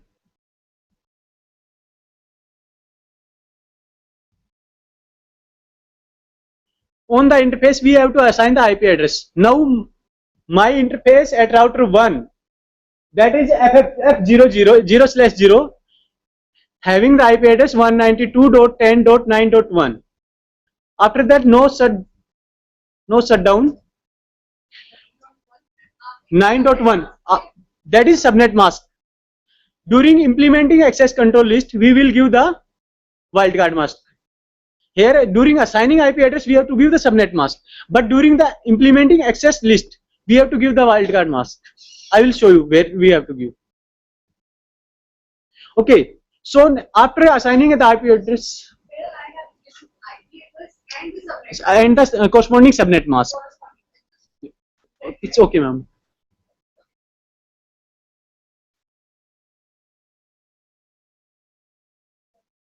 Yes, ma'am. After that, we have to run a command no shutdown. That means by default the interfaces are in the shutdown state, down state. To make them up, we have to run the no shutdown. You can simply write no sh, then it will run the complete command no shutdown. Okay. After that, I have done enter. You have to press enter. Simply suppose I have written here no sh. After that, simply press tab. It will write the complete command. I have written over here sh and I press the tab button, so it will write the whole command no shutdown. So my interface is configured, IP address is assigned. So I have to come back out of this. Now there is another IP address I have to assign. There is a loopback address.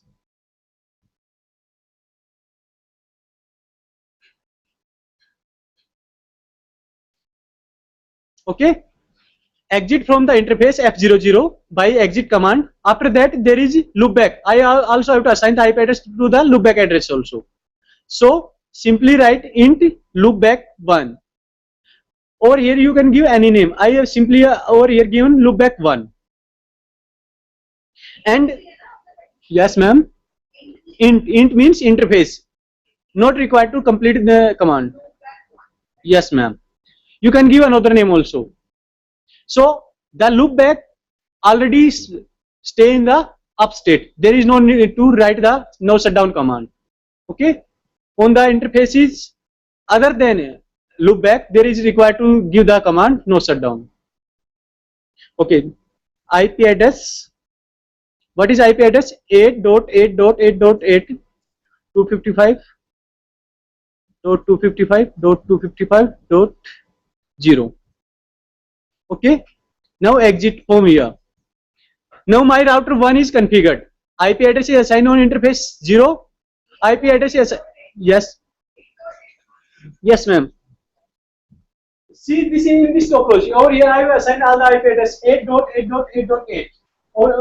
On this interface I have assigned 192.10.9.1. Okay. Same I will do over here. Here I have given 2 IP addresses. Here I will give 3 IP addresses because this interface, this one and one is loopback address. Here I will give 2 IP addresses. One in F00, another is loopback. Same configuration I will do on the 3 routers.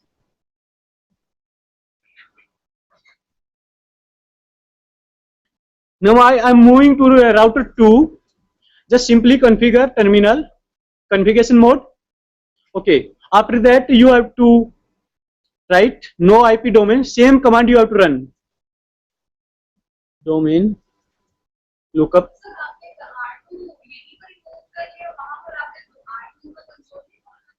No. Actually, I will show you how we can access using telnet router 2 at router 1.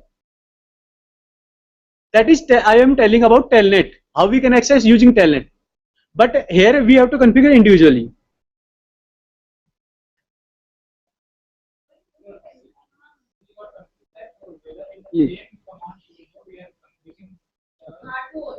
Yes. Listen. Ma'am आपकी query मैं समझ गया हूँ. I got your query. You are saying about telnet. Okay.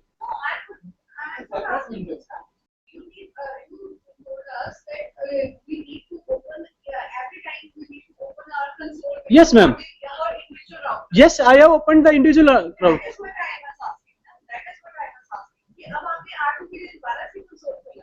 Ma'am that is different.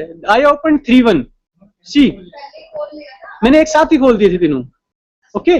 C R1, R2 and R3 3 terminals are open. Yes ma'am.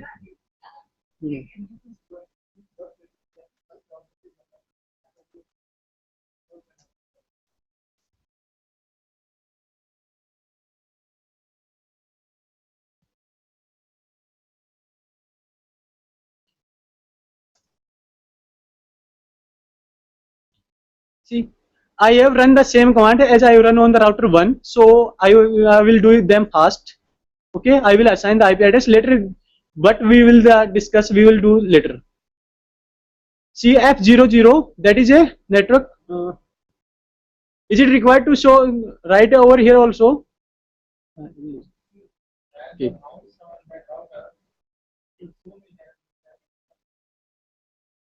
Exchange.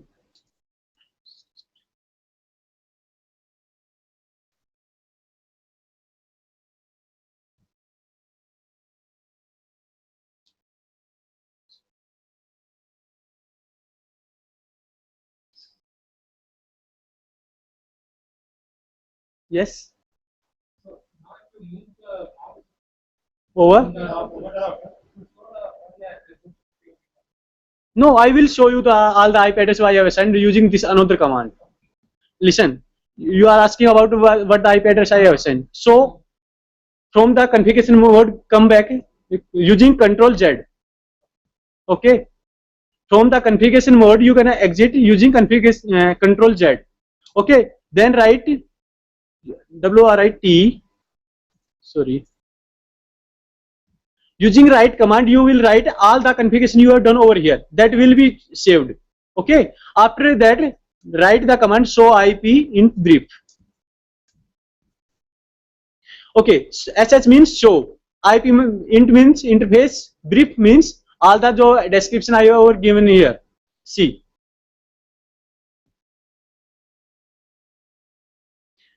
On fast Ethernet 00, I have assigned IP address 192.10.9.1. Okay, that is in upstate. Another one I have assigned, that is loopback 1 address, that is 8.8.8.8. Okay, that is the only configuration I have done over router 1. Same configuration I will do at router 2 and on router 3. After that we will communicate between them. Okay. At router 2, I have entered to interface F00. So assign the IP address. That is 192. Ma'am, tell me what is the IP address at router 2 interface F00.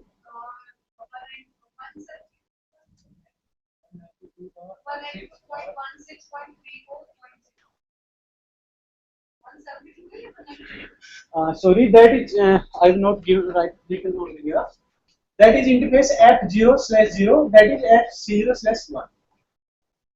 Okay, F0/0, F0/0. Okay, that interface 0/0. That is 0/0 of router 2. That is /0/0/1 for router 2. That is 0/0 for router 3. So this is a network. At now, right now, I am configuring which is interface, this one. So what will be the IP address? 192.10.9.2. Okay.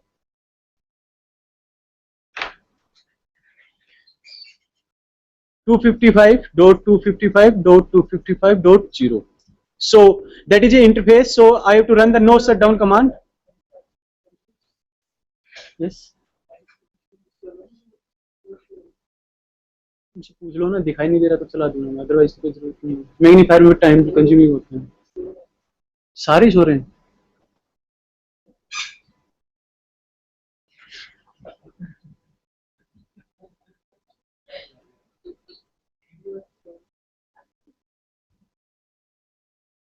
Exit. Now I have to assign the IP address. Okay, okay. Okay, okay.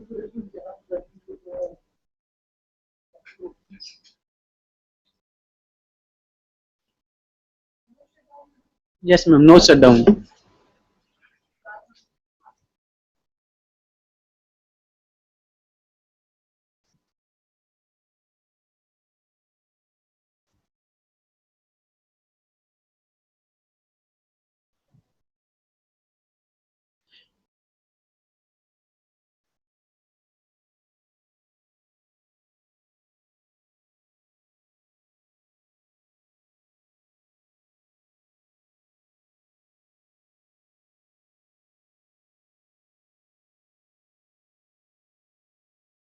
Okay, I will explain it to you. At interface 00, I have assigned the IP address 192.10.9.2 along with the subnet mask. After that, node shutdown command. Later, as you run the node shutdown command, there will be change state to up. There will be message link from down, that was up down. Interface 00 is state to up. Okay, right now then I have to exit from the interface. Sorry. At interface F00, I have to exit. After that, I have to enter the another interface F01, 0/1. Here I have to give the another command IP address 172.16.32.2. Okay.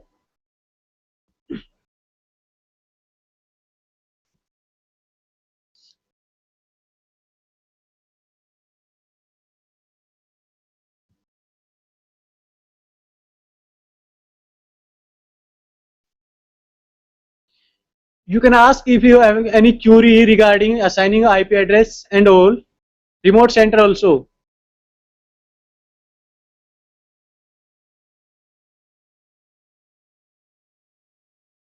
Okay. Yet now I have completed the configuration at router 1 and router 2.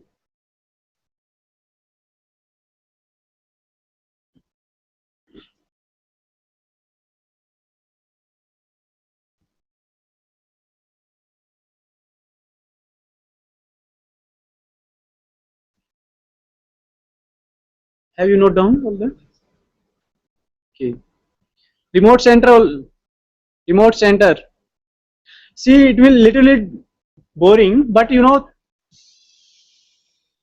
if you take interest, it is very interesting. That is command based. I know that will be little bit boring.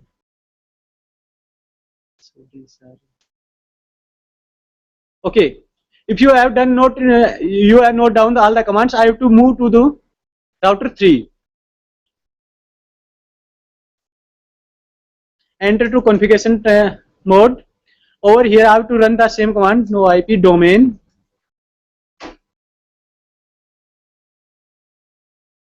Line console 0.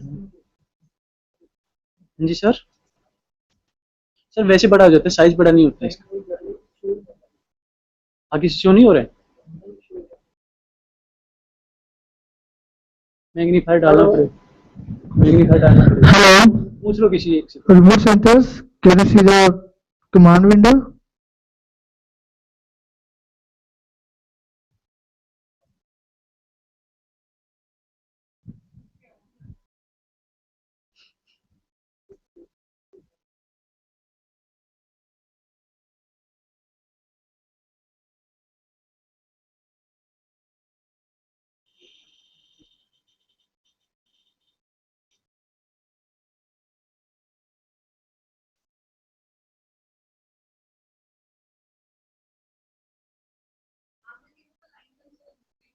Yes, ma'am.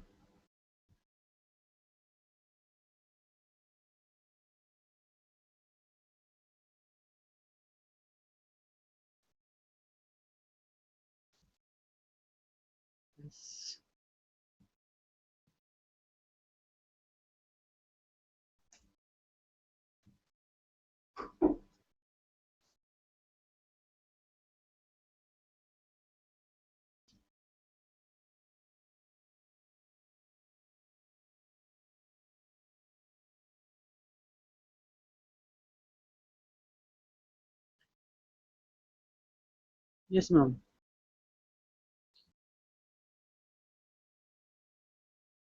I have simply assigned IP address on interface F00 and loopback address. Pawan sir. Hello. And in the end, I have written the command WR write to save all the configuration done on the over the router.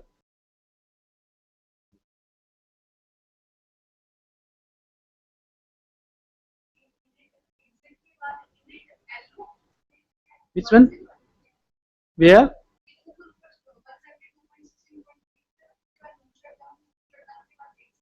Ma'am, that was I was writing the int loopback. Yes, ma'am. That is the line, this one. Okay, actually I Press that button. Yes. Yes. On router 3, I have given the name loopback 3.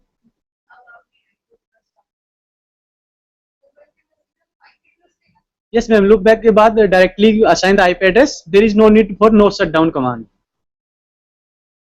because the loopback is already in the up state.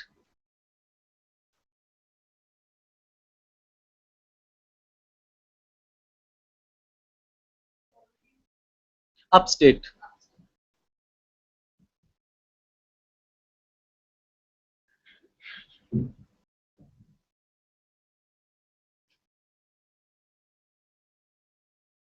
So in the last, Control Z and write command to save the configuration. Okay. Yes, after that, write command WRITE or simple WR, that will save the configuration. Configuration over the router. Okay. Simply same write command on router 2 also I have to run. Okay. Hello. Hello. Now we have to check which configuration we have done over the router. So run the command show IP interface brief. Show IP interface brief.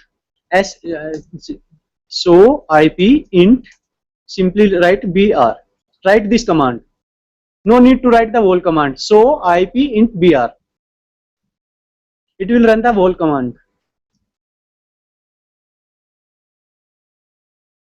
At router 2, how many configurations we have done? We have done 3. At a fast Ethernet 00, we have assigned 192.10.9.2, that is in upstate. Another one, fast Ethernet 01, we have assigned 34.2, that is in upstate. And last one, that is loopback address 2, that is 23.3.3, that is in upstate.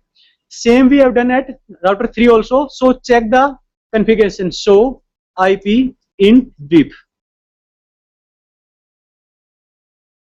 Actually, it will show all the interfaces assigned on the network, router, but you have to see the upstate which we have allocated the IP addresses. See at F00, that is IP assigned and the protocol is up, and in the last loopback 3, that is up, but in between 4 interfaces are in downstate because we have not used these interfaces.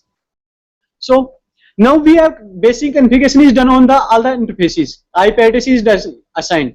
Now we have to check they are able to communicate each other or not. So let's check using the ping command, ping 192.168 10.9.1.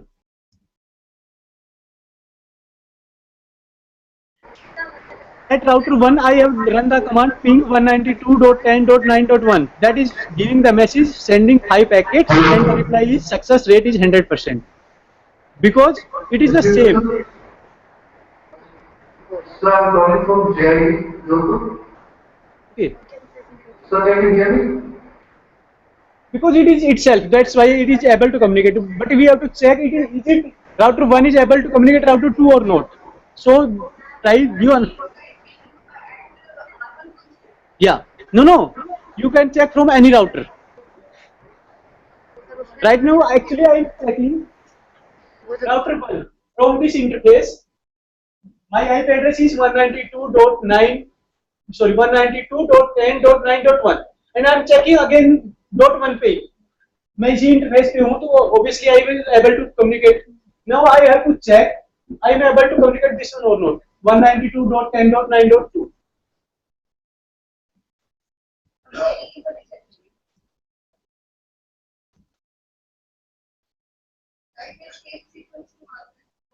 Yes, ma'am. Ma'am, that is a message from the router reply that the success, what the packet we have sent. Suppose I have given a ping command, it will send some packets. It has sent 5 packets to communicate. In reply, it is said the success rate is 100%. Sorry, here it is percent. I have to type again. Okay. First time, sometimes it lost the first packet. Now it is the 100%. Now it is able to communicate, router 1 is able to communicate router 2, but because in the same network, we have to check is it able to communicate router 1 at interface route F01. Let's check. 72.16.34.2.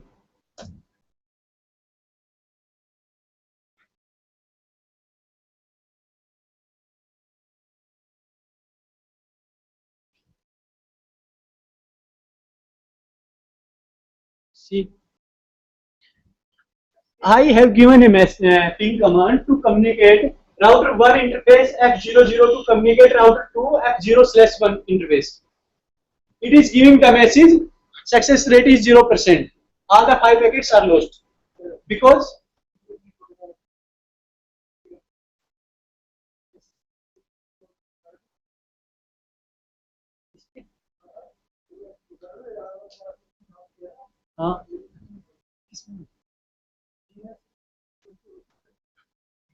okay.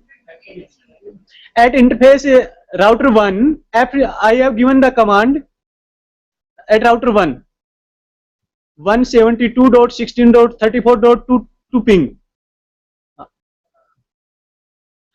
From F00, I have given command to communicate with F01 at the network 172.16.34.2, but it is giving the message success rate is 0% because we have not implemented any routing protocols. So to communicate, router 1 is able to communicate router 2 because they are in the same network. But from the in different network we have to communicate. Then we have to implement some routing protocol like RIP, EIGRP, OSPF, anything else. So here also we have to implement some routing protocols. So on all the network, all the router we have to implement RIP. RIP have two versions, version 1 and version 2. Here we will implement version 2. So to configure the router, routing protocol, we have to go again configuration mode. Okay. Here we have to give command router rip. Okay.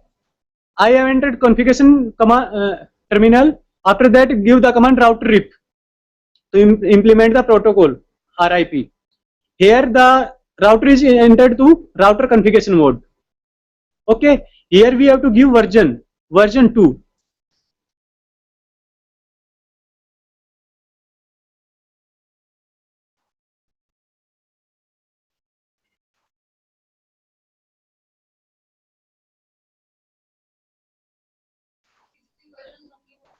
There are two versions of RIP, version 1 and version 2, but we have to give the same version to communicate, because if we give version 1 at router 1 and version 2 at router 2, then we have to do some extra configuration also. We can do it later also. That's why I'm giving the same version 2 at all the routers. Okay. Now we have assigned the routing protocol. Now we have to give the network ID, which one we want to communicate. Suppose I want to communicate 8.8.8.0. This network and this network. I want these both network communicate outside this network. Here, anywhere. Out of this network, I want to communicate this network also. So I have to assign these networks ID here over here. Network 192.10.9.0. Okay. Network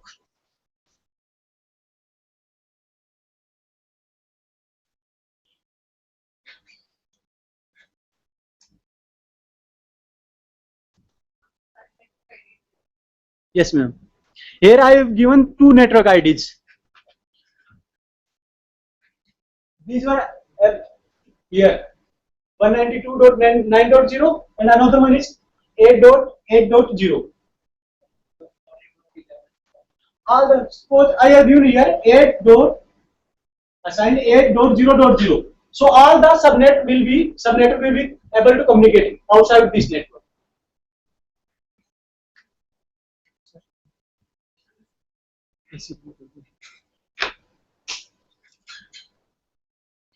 Same, I have to assign at router 2 also. Configure terminal, same. We can allocate the different protocols also. I told you RIP, IGRP, OSPF, but we have to give some other conditions then. Configure router RIP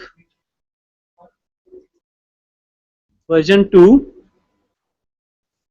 Here we will give 3 different networks because it is connected to 3 different networks.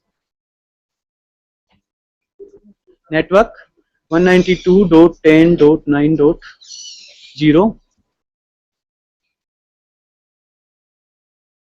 16.34.0.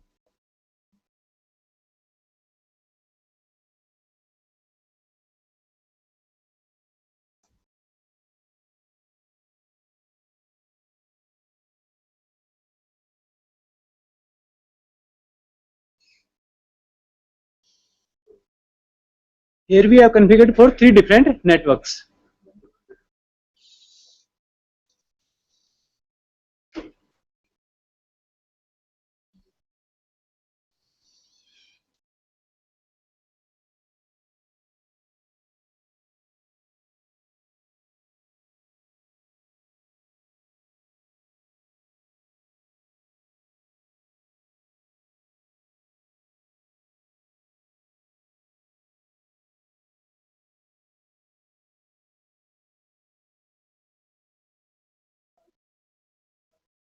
Just okay. Take a 5-minute break for tea break. Only 5 minutes exactly.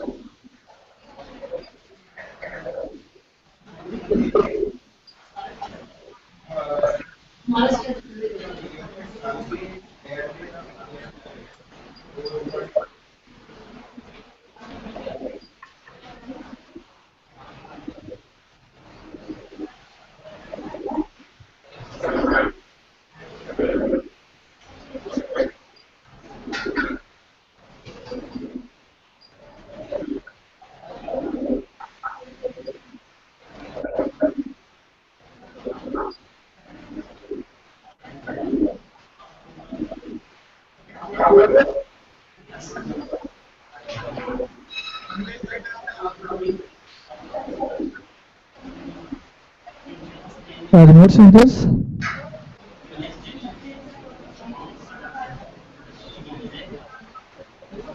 MIT Muradabad. Please, sir. Hello, command from the board visible, sir. Hello.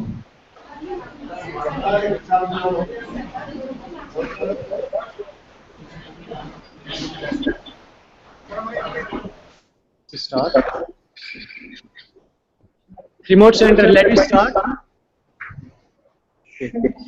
I have configured router 2, router RIP routing protocol RIP version 2. And same we have to configure at router 3 also. Go to configuration mode, router RIP version 2. Here we also list the networks which we want to communicate 172.16.34.0. Hello, sir. Hello. Now the network is 34.34.34.0. No auto summary. Okay. There after the listing the networks, I have given a command no auto summary. This command is required to separate the subnets because auto summary means as we give the list, it will summarize all the networks, combine in all the networks. We will not able to differentiate between the subnetworks. So to differentiate networks, we will give the command auto summary. Exit.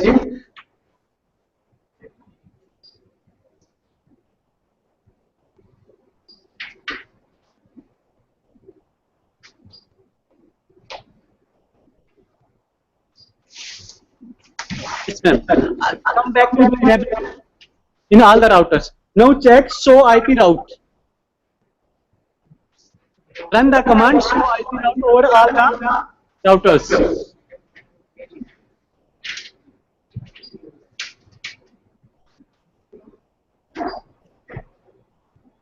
7.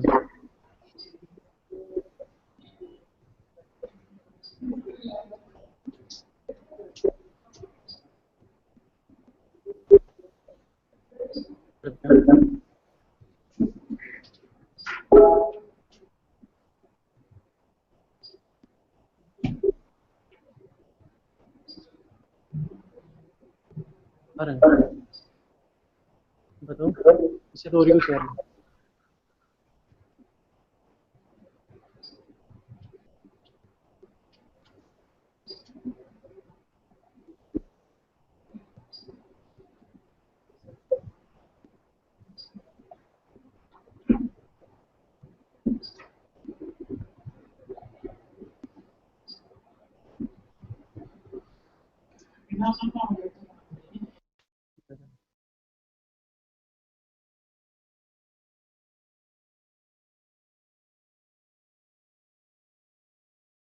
Zoom कैसे होगा इससे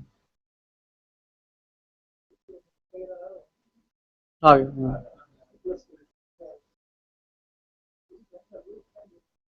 कम कैसे होगा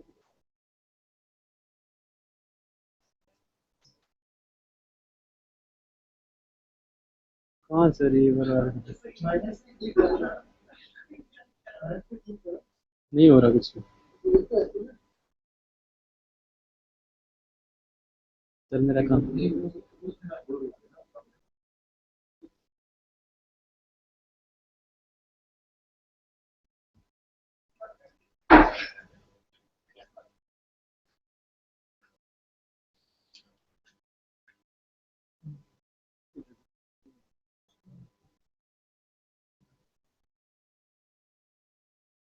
लेकिन तुम जरा करते ना उसको दोबारा ज्यादा नहीं करना, एक बड़ी सोई 150। ठीक है बस अच्छी है।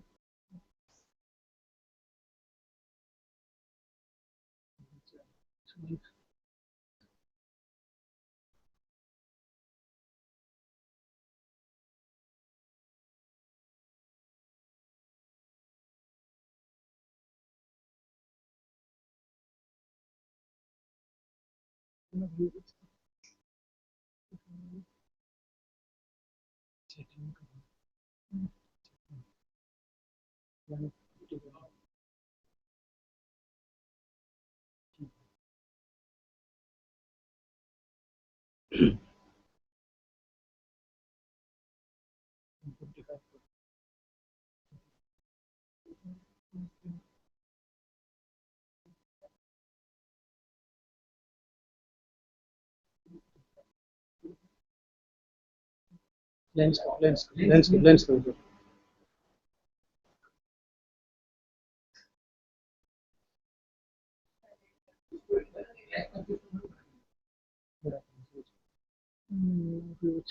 अच्छा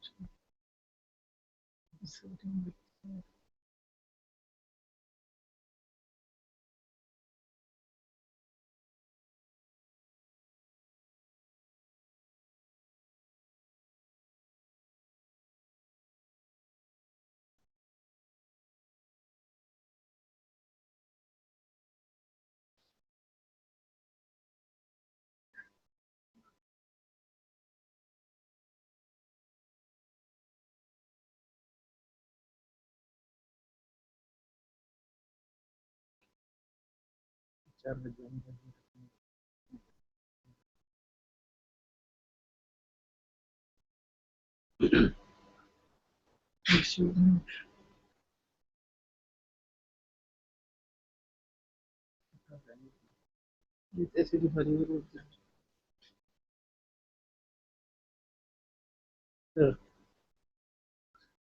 सर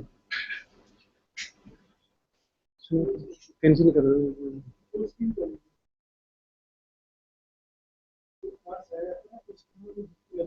ठीक है ठीक है। See, at router 2 I have run the command show IP route. So it will show you the all the network which are connected to the router at through different interfaces. See here, which one I have configured over here? R stand for RIP. Okay. C for connected. If B for BGP and D for EIGRP. So below it will show you the message R, EI, D, B, which the routing protocol I have implemented, it will be shown below. So see in the lower stage, it is showing me R 34.34.0.120/1. It is connected via 172.16.34.3 fast Ethernet 01. Router 2 is connected to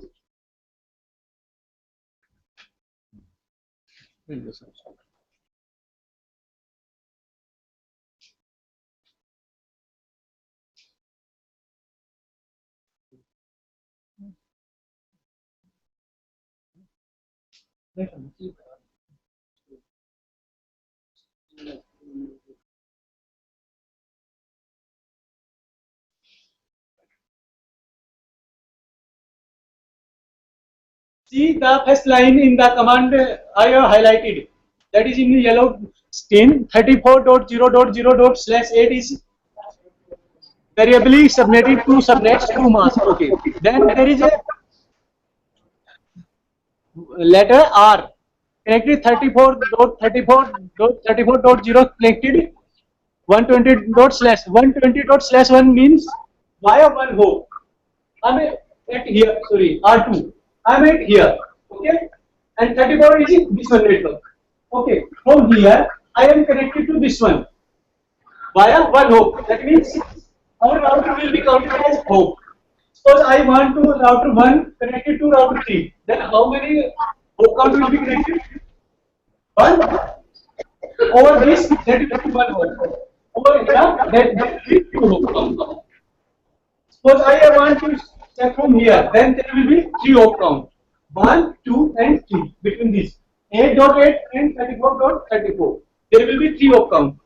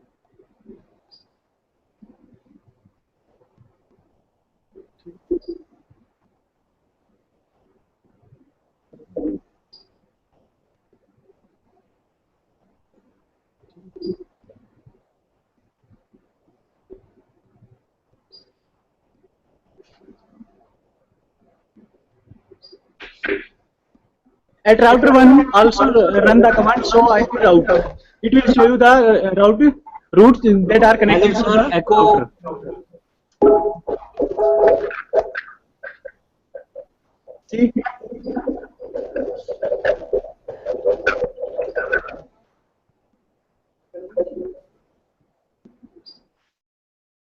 See, at router 1 we are connected to 34.34. Before we were not connected. Now we will check after this we are able to communicate or not by the ping command. Here router 1 is connected. See ma'am, 34.34.0 that is connected to 192.10.9.2 via 2 op count. Okay, using the fast Ethernet 00. Another is .1/1. Another is /1. 120 is for fast Ethernet. It is connected via RIP to 3 different networks. Okay, same we will check on.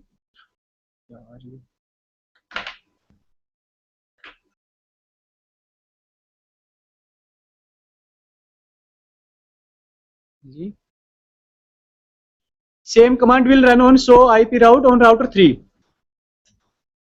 Sorry.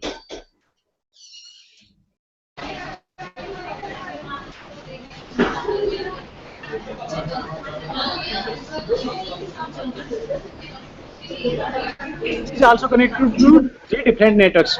Which one? 192.10.9.0, 23.0 and 8.0. It is connected all 3 different networks and directly connected to 34.0 and 192.172.0, 16.0.0.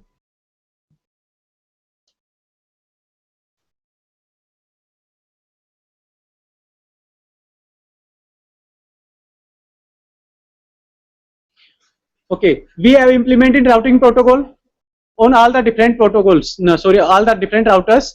Now we will, before router 1 was not able to communicate router 2 F0/1. Now check, is it able to communicate or not? Router 1 ping 10.9.2.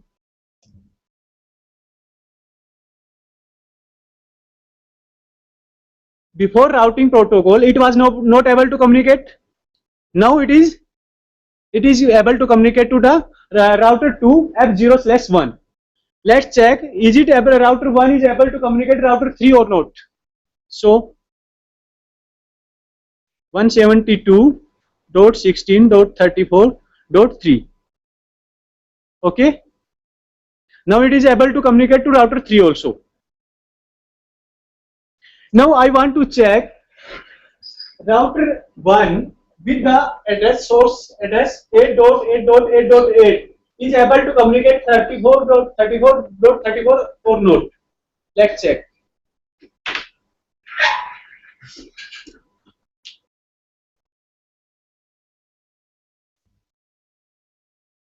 Thirty-four dot 34.34.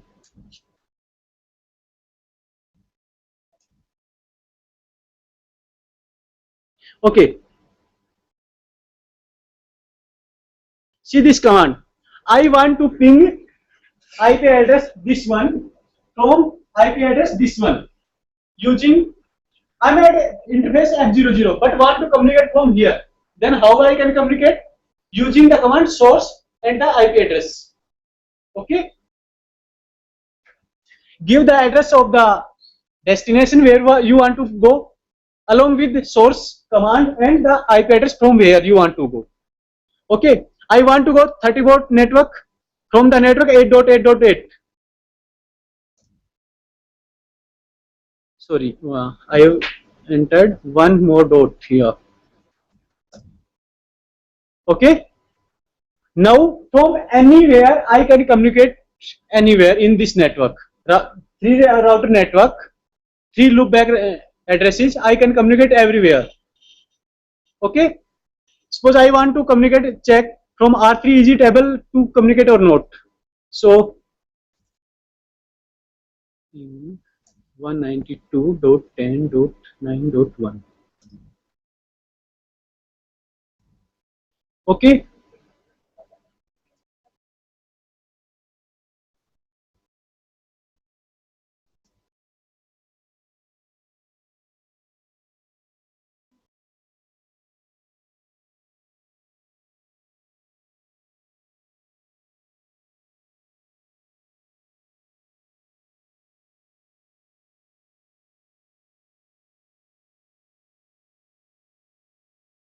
At router 3, I have run two commands, ping 192.10.9.1. Okay. From router 3, I am communicating to router 1 F0/0 interface. That is saying, okay, all the packets are received. The communication is successful. Now I am checking from the interface loopback address. I want to communicate interface F00 of router 1. That is also successful. All the packets are received. And along with the round trip time, it is given minimum, average and max. All the time are given over here. Now we will implement the access control list. Suppose I want, first we will implement numbered access list, after that named access list. In numbered there are two, standard and extended. Same in named access list. There are standard access list and extended access list. So numbered access list says we implement near the destination. Suppose I want that router 192.10.9.1 should not be able to communicate router 3, should not be able to ping router 3. Then we have to implement some ACLs, access control list.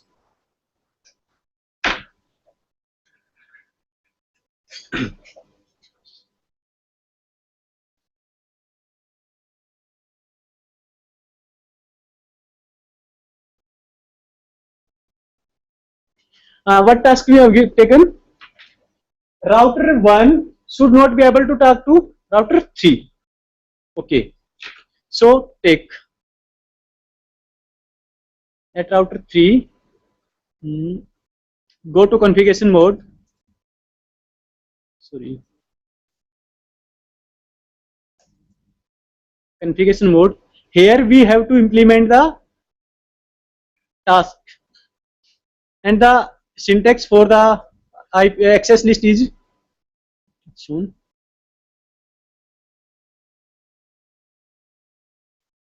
Okay.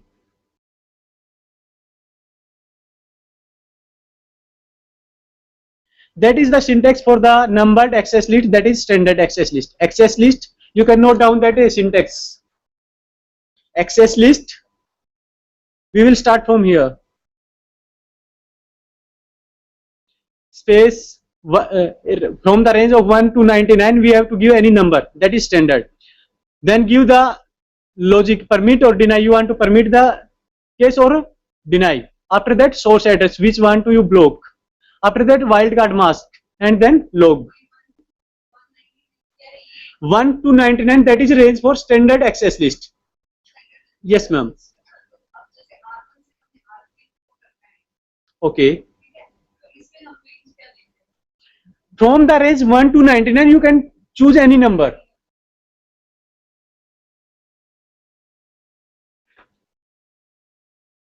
Okay.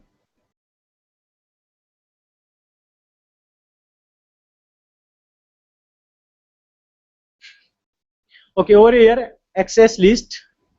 Simply ACC, press the tab button. You will show the complete command. Access list. Now, what?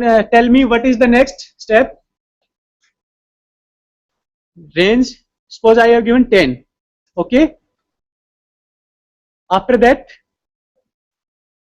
suppose I want to deny 192.10.9.1, that it should not be able to ping me.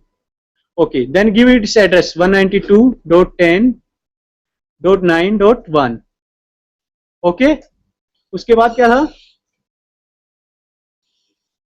Source address is done. Wildcard mask. What will be the wildcard mask for this?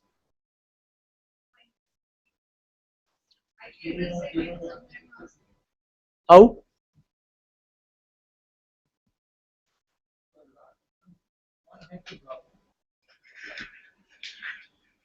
See, for 192.10.9.0, okay, I have taken the subnet mask 255.255.255.0, but that is a network, the complete network. But I have taken the specific host, that is 1. So it will change to 255. Okay, when it is changed to 255, what will be the wildcard mask? You know, I told you the rule, write 255, 255.255.255.255, and subtract all. 0.0.0.0. That will be the wildcard mask for that host. Okay?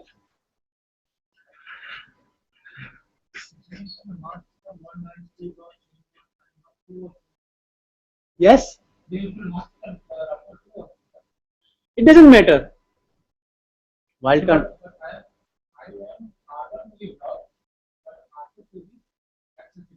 Listen, I am blocking by this rule.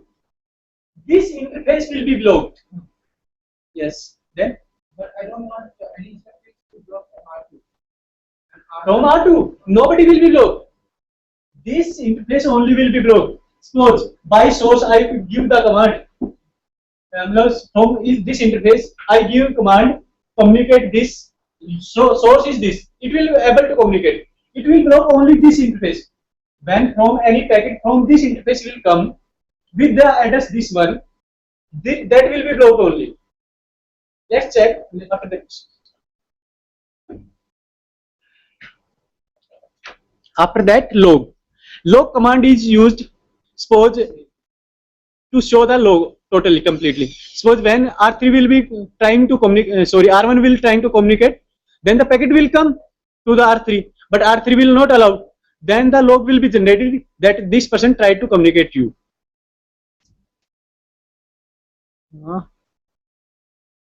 Sorry. Okay. Here I have not given deny or permit. You forget. Deny. Okay. Okay. I have denied now. Now I have to permit it different. Okay. So I want that only this one should be blocked and remaining rest should be allowed. So access list 10. In the same access list, I am defining the more rules. Permit any. Okay. I'll remain rest of will be allowed. Yes. उसके बाद listen, here in I have blocked a specific host 9.1. Okay, remaining the host will be able to communicate. Here in the place of any I can give the specific host also, specific network also, larger network also. Okay, any means anybody else except 9.1. Okay, now the access list is generated. Now we have to apply somewhere it. So I will apply it for R3 interface F00. So enter to the interface int F0/0. Okay. Now IP access group, that is command for running the command. Enter the interface, then IP access group 10. Okay. Now I don't know what I have to do. Then enter question mark. It will show you. Okay. You want to block incoming packet or outgoing packets? I'm applying here now. Okay. So packet can come here over here. Packet can come from here.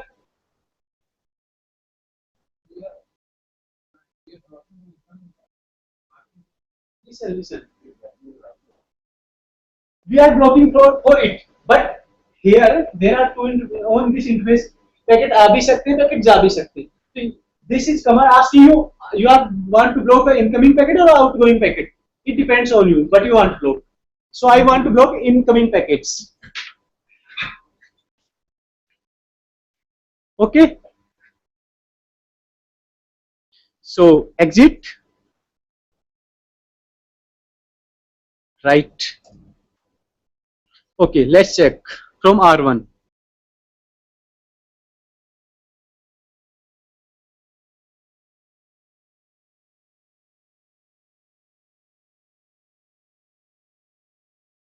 See, एक second.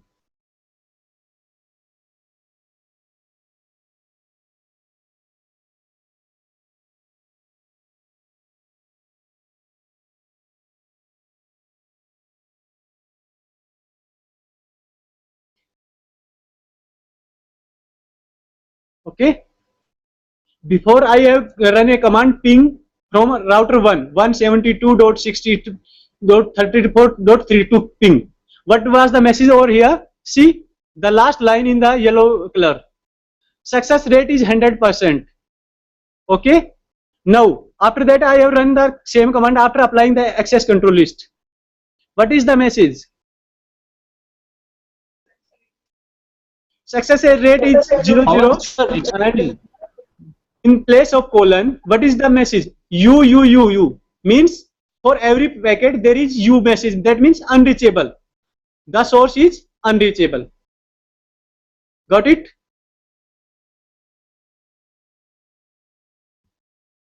Okay. Same. Okay. Yeah, sure. Suppose we want to check from router to we are able to communicate R3 or not.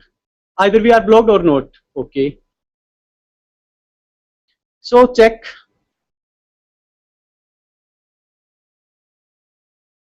Ping 172.16.34.3.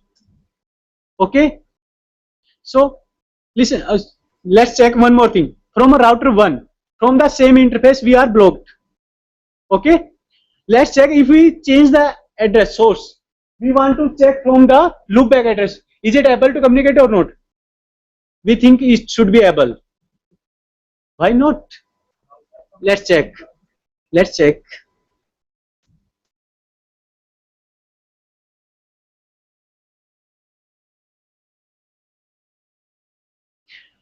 For the address 172.16.34.3, it is blocked, not unreachable. But for as I have changed the source, this one,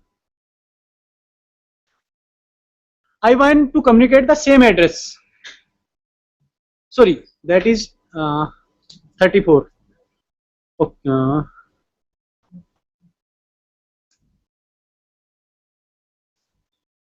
A dot. Okay. See, it is able to communicate. Why? Yes. Okay. See, I have blocked this one, this interface. Okay, via using this address 90.9.1. I have blocked this specific address only. Got it? I have blocked specific address, specific host only, this interface. But now I am going from here using the address source 8.8.8. अब मेरे packet इस interface की बजाय इस interface जा रहे हैं, लोग बैक से जा रहे हैं, वो इसके पास जा रहे हैं. That will be allowed. And if I deny all the loopback and this particular network number, That you want to completely net of this one. yes, sir. Yeah, we will do it in the extended list. Okay. In numbered list, standard list, we have blocked a specific host. In extended list, we will. Okay, let me tell you one more logic. In a number standard list, this block work on a specific host only. In extended, it work use the source address, destination address, and The intermediate. Yes, intermediate specific routers need to use that. complete. No, you suppose you are given this network. Okay, then it will block the complete. Here we can give, suppose I want to give on this network, suppose from this network a request is coming, that is TCP. It should be blocked. One more request is coming from IP. It should not be blocked. I suppose customer can ask for anything. He want TCP should be allowed. Just like in this college, this campus we talk, a student should be able to log in this network, but using serving only, TCP. Yeah, I can say it should be able to ping only. The student should be able to ping my server only, but he should not be able to do anything else. I will do the access control list. It will allow the IP ping only, and it will block everything else. Okay.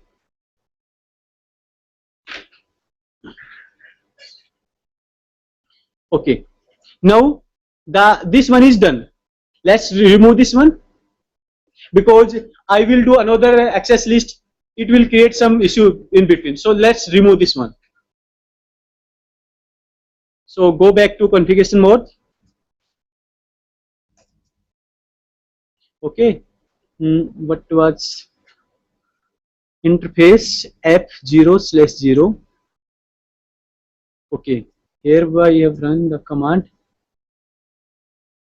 To remove the access list, simply write no in front of the command to create the access list.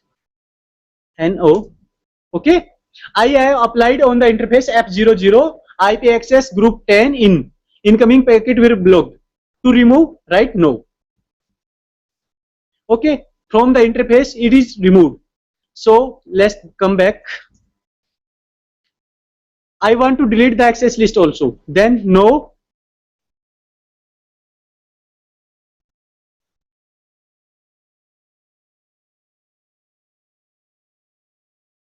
No access list permit any.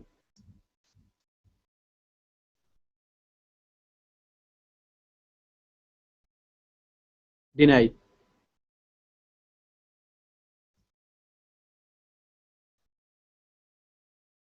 Sorry.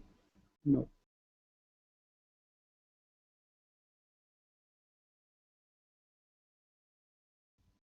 Okay. I have removed my rules. I have removed my access list from the interface. Router 3 interfaces. So let's check again. Is router 1 is able to communicate or not? Let's check once again. Before it was blocked. Okay. See, it was same address. Is it able to communicate now? Okay.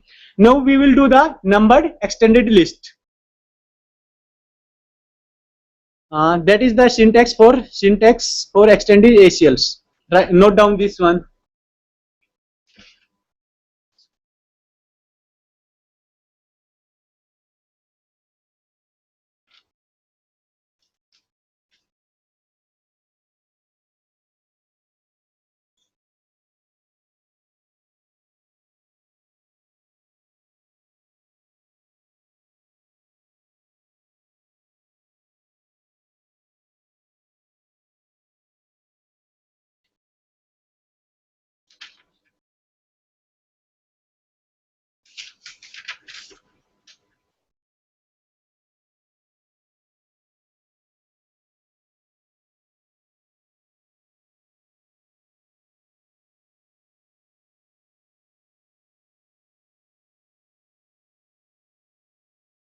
एक centre पे तो कोई और ही पड़ा है.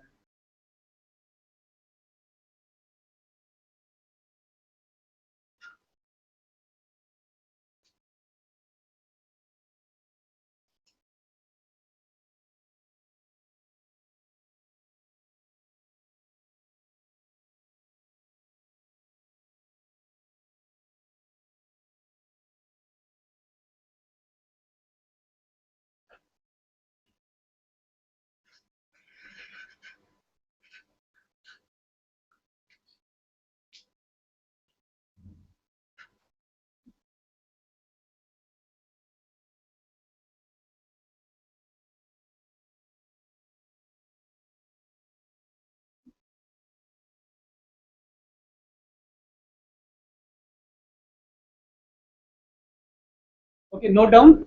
Okay. Okay. Now I want that at this interface, nobody from this network should be available to communicate. Okay. I want that only TCP should be allowed at from this network. Any host from this network, any host at this interface should be allowed only TCP, not IP. Okay. So we will implement the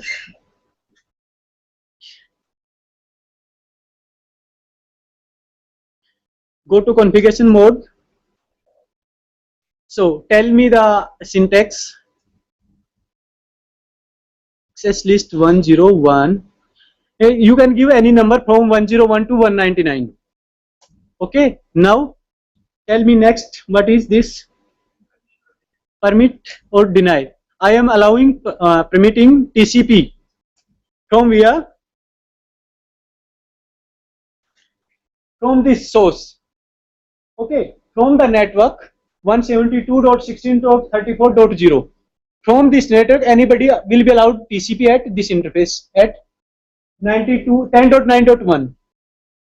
172.16.34.0 with the wildcard mask 0.0.0.0. Okay. Sorry. How? Tell me the wildcard mask for this.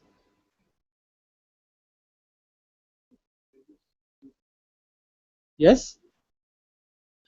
I have given the network ID 172.16.34.0. The corresponding wildcard mask, what will be that?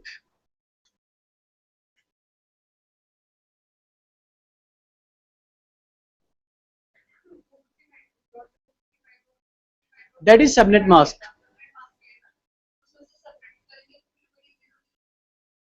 Okay, how? Ma'am, just check the IP and network ID. No. There I have taken 192.10.9.1. Here it is 0. So that will be 255. In the last there will be 255. Remember? Yes. Yeah, it belongs to class P.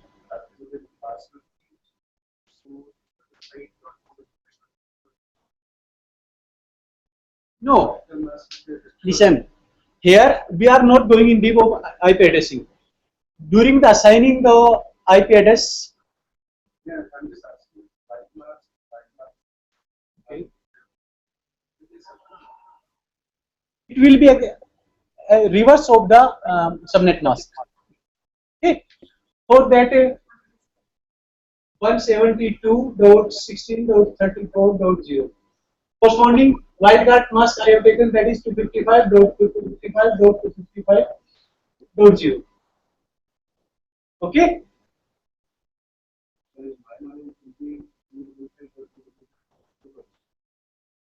So this listen.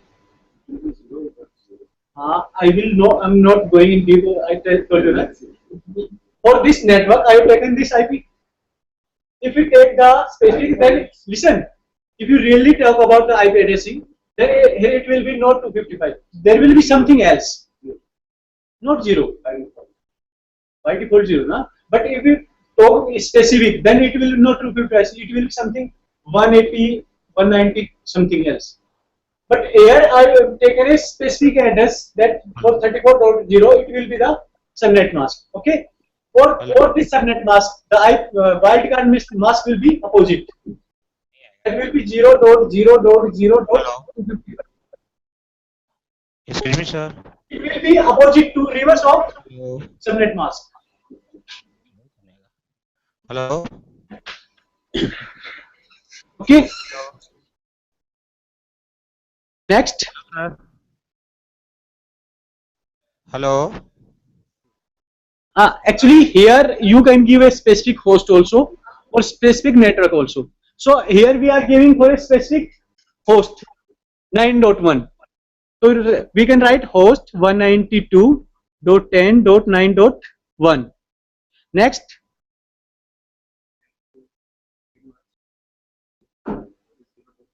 No.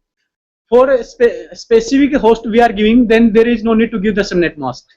Okay, because we have written host 192.10.9.1.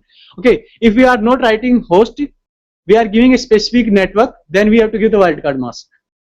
Okay, so now next wildcard mask, that is NG. Second operator port log. There are some operator EQ. EQ means equal to specific port. Okay. Operator means equal.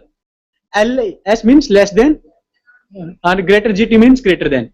We can take anything. Suppose I have taken over here. Yeah, I have told you. Here I have taken a specific host. Okay, so that's why host 192.10.9.1. If I am going to take a specific network, then I have to give the wildcard mask. Okay, so equal to EQ means equal to 80. Here I am taking TCP, so I am taking the 80 only, specific. After that log, yes, port number.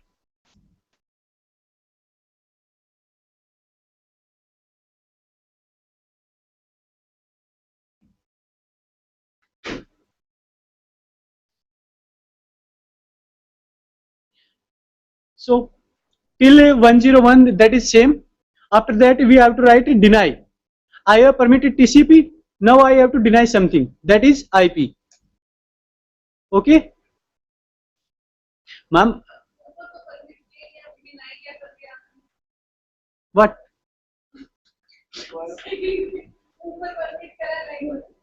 Listen, I have permitted for TCP. Listen, I have written over here. Permit TCP from 170 to 34.0.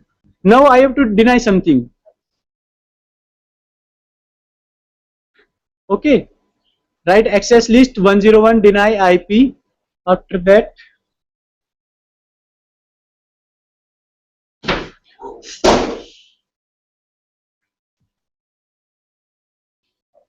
one 172.16.34.0 0.0.0.255.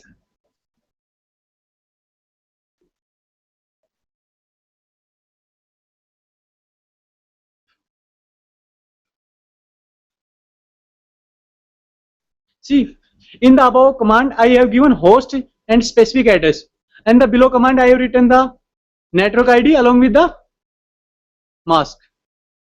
Sorry, wildcard mask. Okay. Now, I have permitted TCP from this network. I have denied the IP from this network, and except that I want to allow everything, because if I will deny in the last, there is a command deny all. If I will not block that command, then it will block everything else. So I have to permit anything else. Behind these two commands, I have to write permit any. Then it will allow everything else.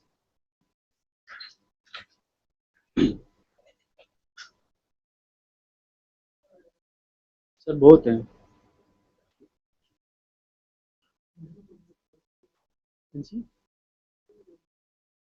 101 तो ये session खत्म नहीं हो गया permit any. In place of network ID and wildcard mask, you can write directly any. Okay. If we give the address, then we have to give specific.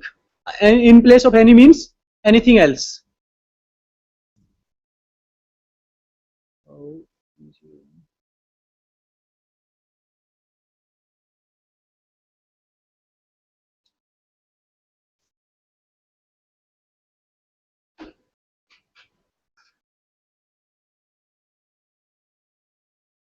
Sorry, permit IP. Okay. Now we are done. We have implemented the ACL IP. I have denied IP for specific network. Now accept this another for others it should be able to ping. Okay. Now configure it somewhere on the interface. Int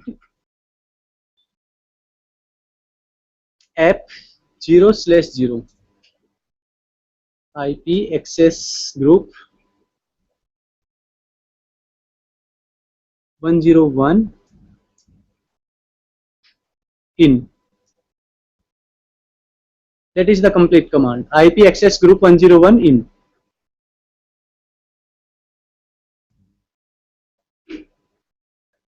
Okay. Exit. Right. Sorry. Control Z. Right.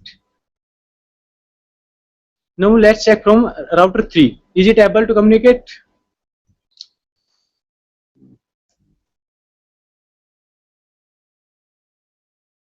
One 92.10.9. See.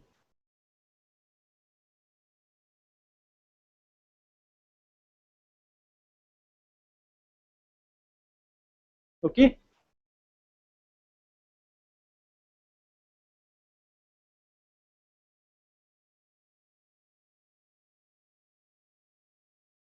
We have blocked any address from this. Then it is blocked. That is saying unreachable. Got it?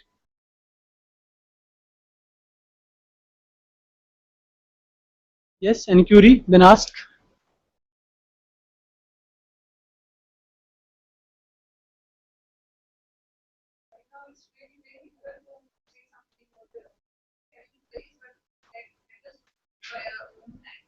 Yeah, of course. When you will do on your own hand, then you will get everything easily. But sometimes it will go overhead. Yes. Okay. Like that, we can implement this. Okay. Let's check another thing. Telnet access. Is it able to access another router? Router 1 at router 2 or not? Okay. So config T.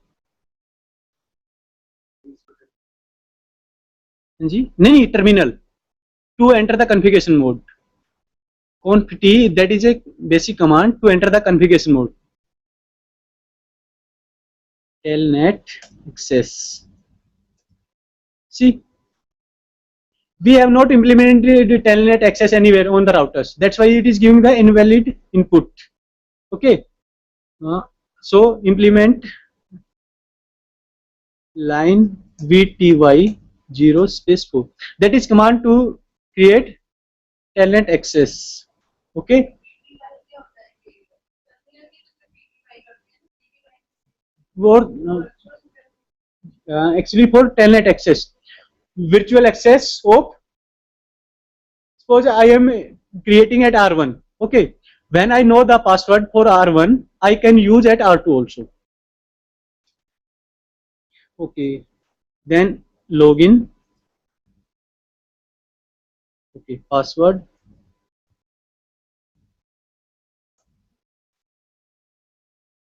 Because I have not set any password. 1, 2, 3. Okay. Enable.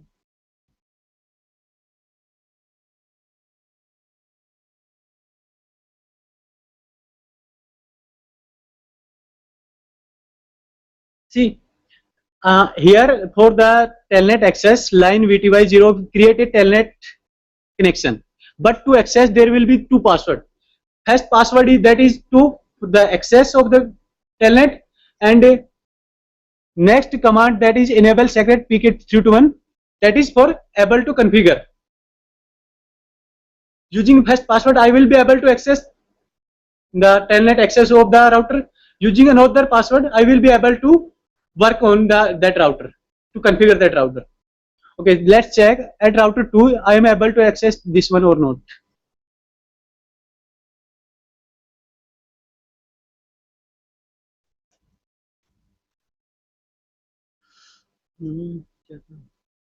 Okay,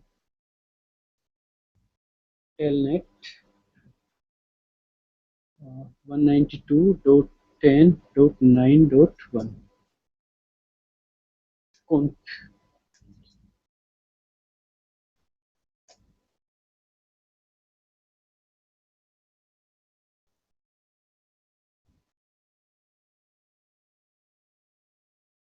Sorry.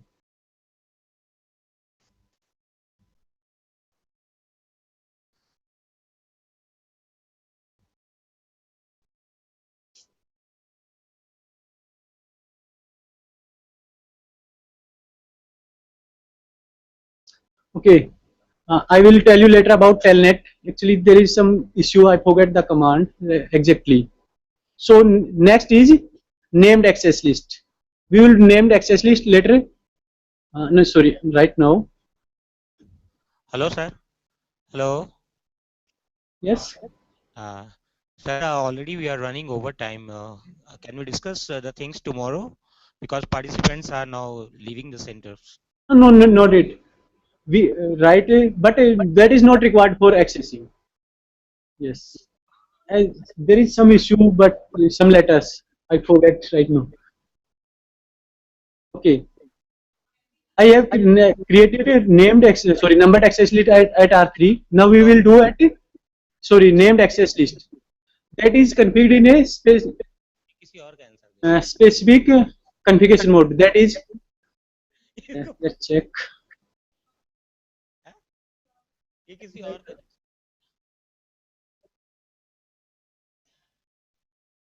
ये किसी और का ही दे रहा था जवाब। होना रहे।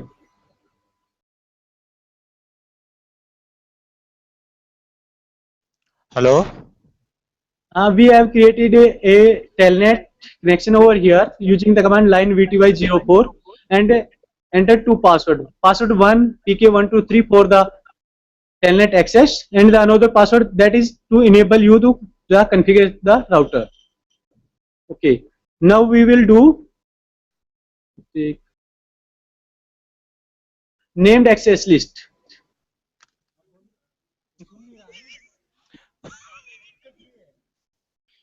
Using named access list, we can assign our own names. Hello. Hello, sir. That Hello. is same in the Hello. concept is same, numbered and name, but the only difference is that we can give our own names. So let's do it at router 2.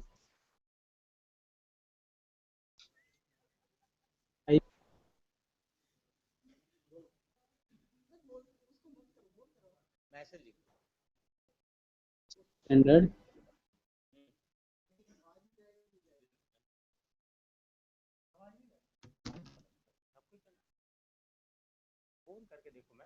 Over here I have given the name my access list ACL R2 STD.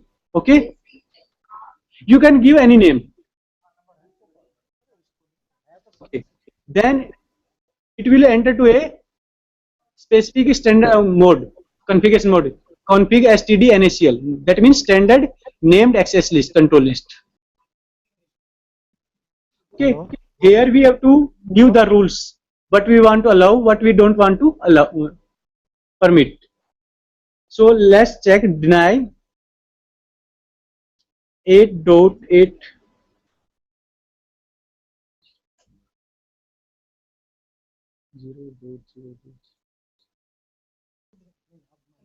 Now, Hello, sir from JSS 80 Noida. Hello. we are configuring named access list. We are configuring at router 2.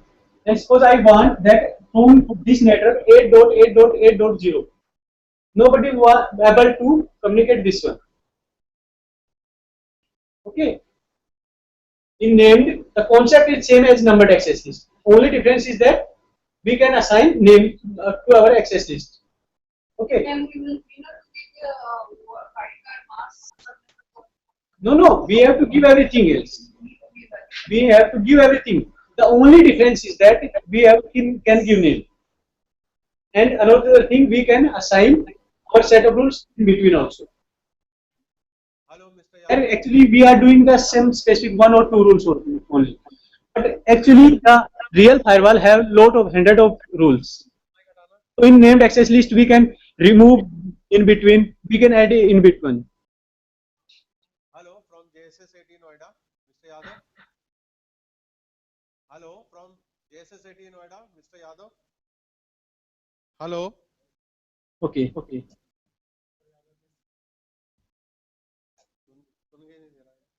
Here I have blocked this network. 8.8.8.0. Okay. And I permitted everything else.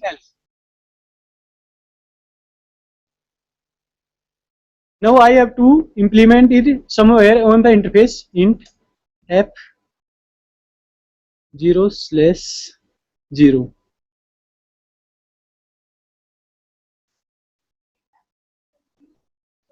Yes, ma'am. Here in IP access group, we have to give in the number what we give the number of the access list. Here in access group, we have to give the name of the named access list.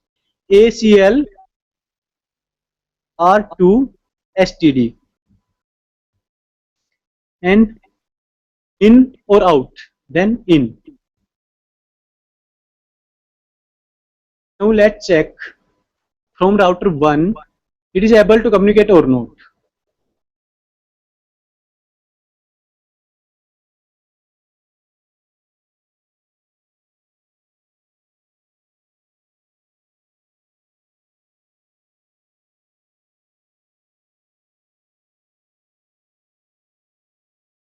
Okay, it is able to communicate. Okay, see, I have implemented my named access list over here on this interface. But for what? For this network. For this network. So from here it will be able to communicate. Let's check for this one also.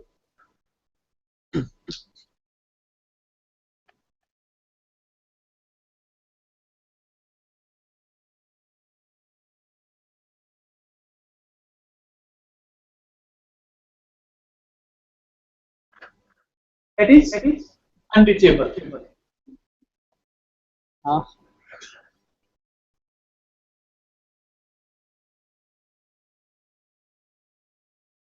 Okay, that is unreachable. Same way I can create the access list for extended also. Oh, you already much time, so you try on your own extended named extended, and I will telnet. I will tell you. So any query, remote center, any query.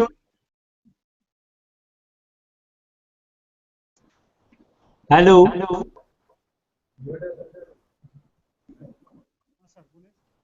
Hello. Hello, sir. I'm from JSS Noida. Hello. Hello. Am I audible? Hello. TSS वाले को वो कहेंगे ना Hello, sir.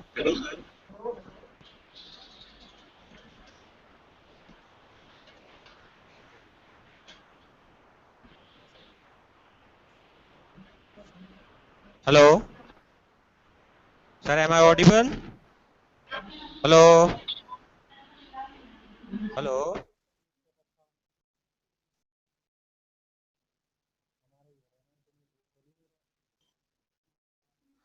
Hello.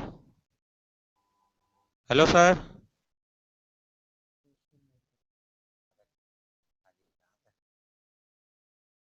Hello. Hello TTC Jodhpur, किससे बात करनी है? नहीं नहीं, ये हेलो नहीं बोल रहे हैं, किसको बोल रही है? कोई और स्टेशन बोल रहा है। अपना बंद हो गया क्या? अपनी आवाज नहीं जा रही है। बात ही नहीं आ रही है। Pawan sir, can you listen us? बोल टीटीसी रहे हैं जोधपुर आवाज नहीं आ यार, रही। टीटीसी आ नहीं रही जोधपुर उनकी, यार। किसी को ट्राई करने की कोशिश कर रहे हैं बोलने में। नहीं हेलो नहीं, माइक बंद होने पे जाइए। Hello sir, hello, any Curie? Remote centre. Hello sir, I am from JSS. Hello, am I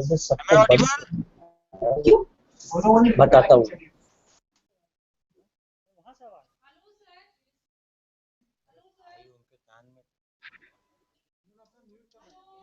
वो किसी सेंटर का नहीं सुन पा रहे हैं, किसी सेंटर का भी नहीं सुन रहे ना वो।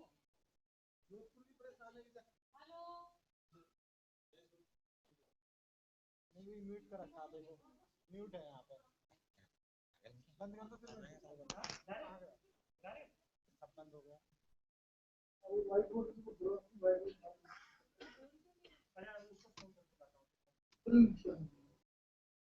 यहाँ पे तो म्यूट है उनका। आप अपने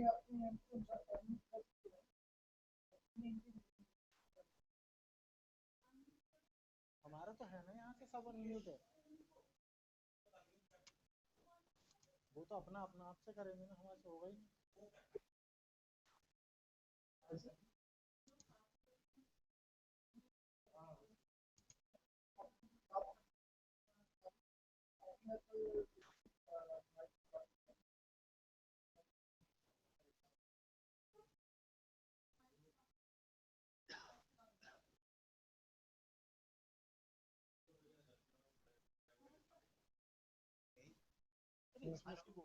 बोलो क्या बोलो, मैंने तो बोल दिया।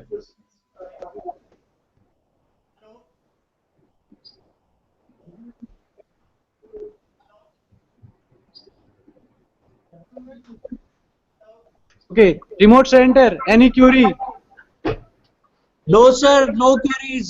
Can you listen us, Dr. Pawan? Hello, sir. Hello. No queries from SCS University, sir.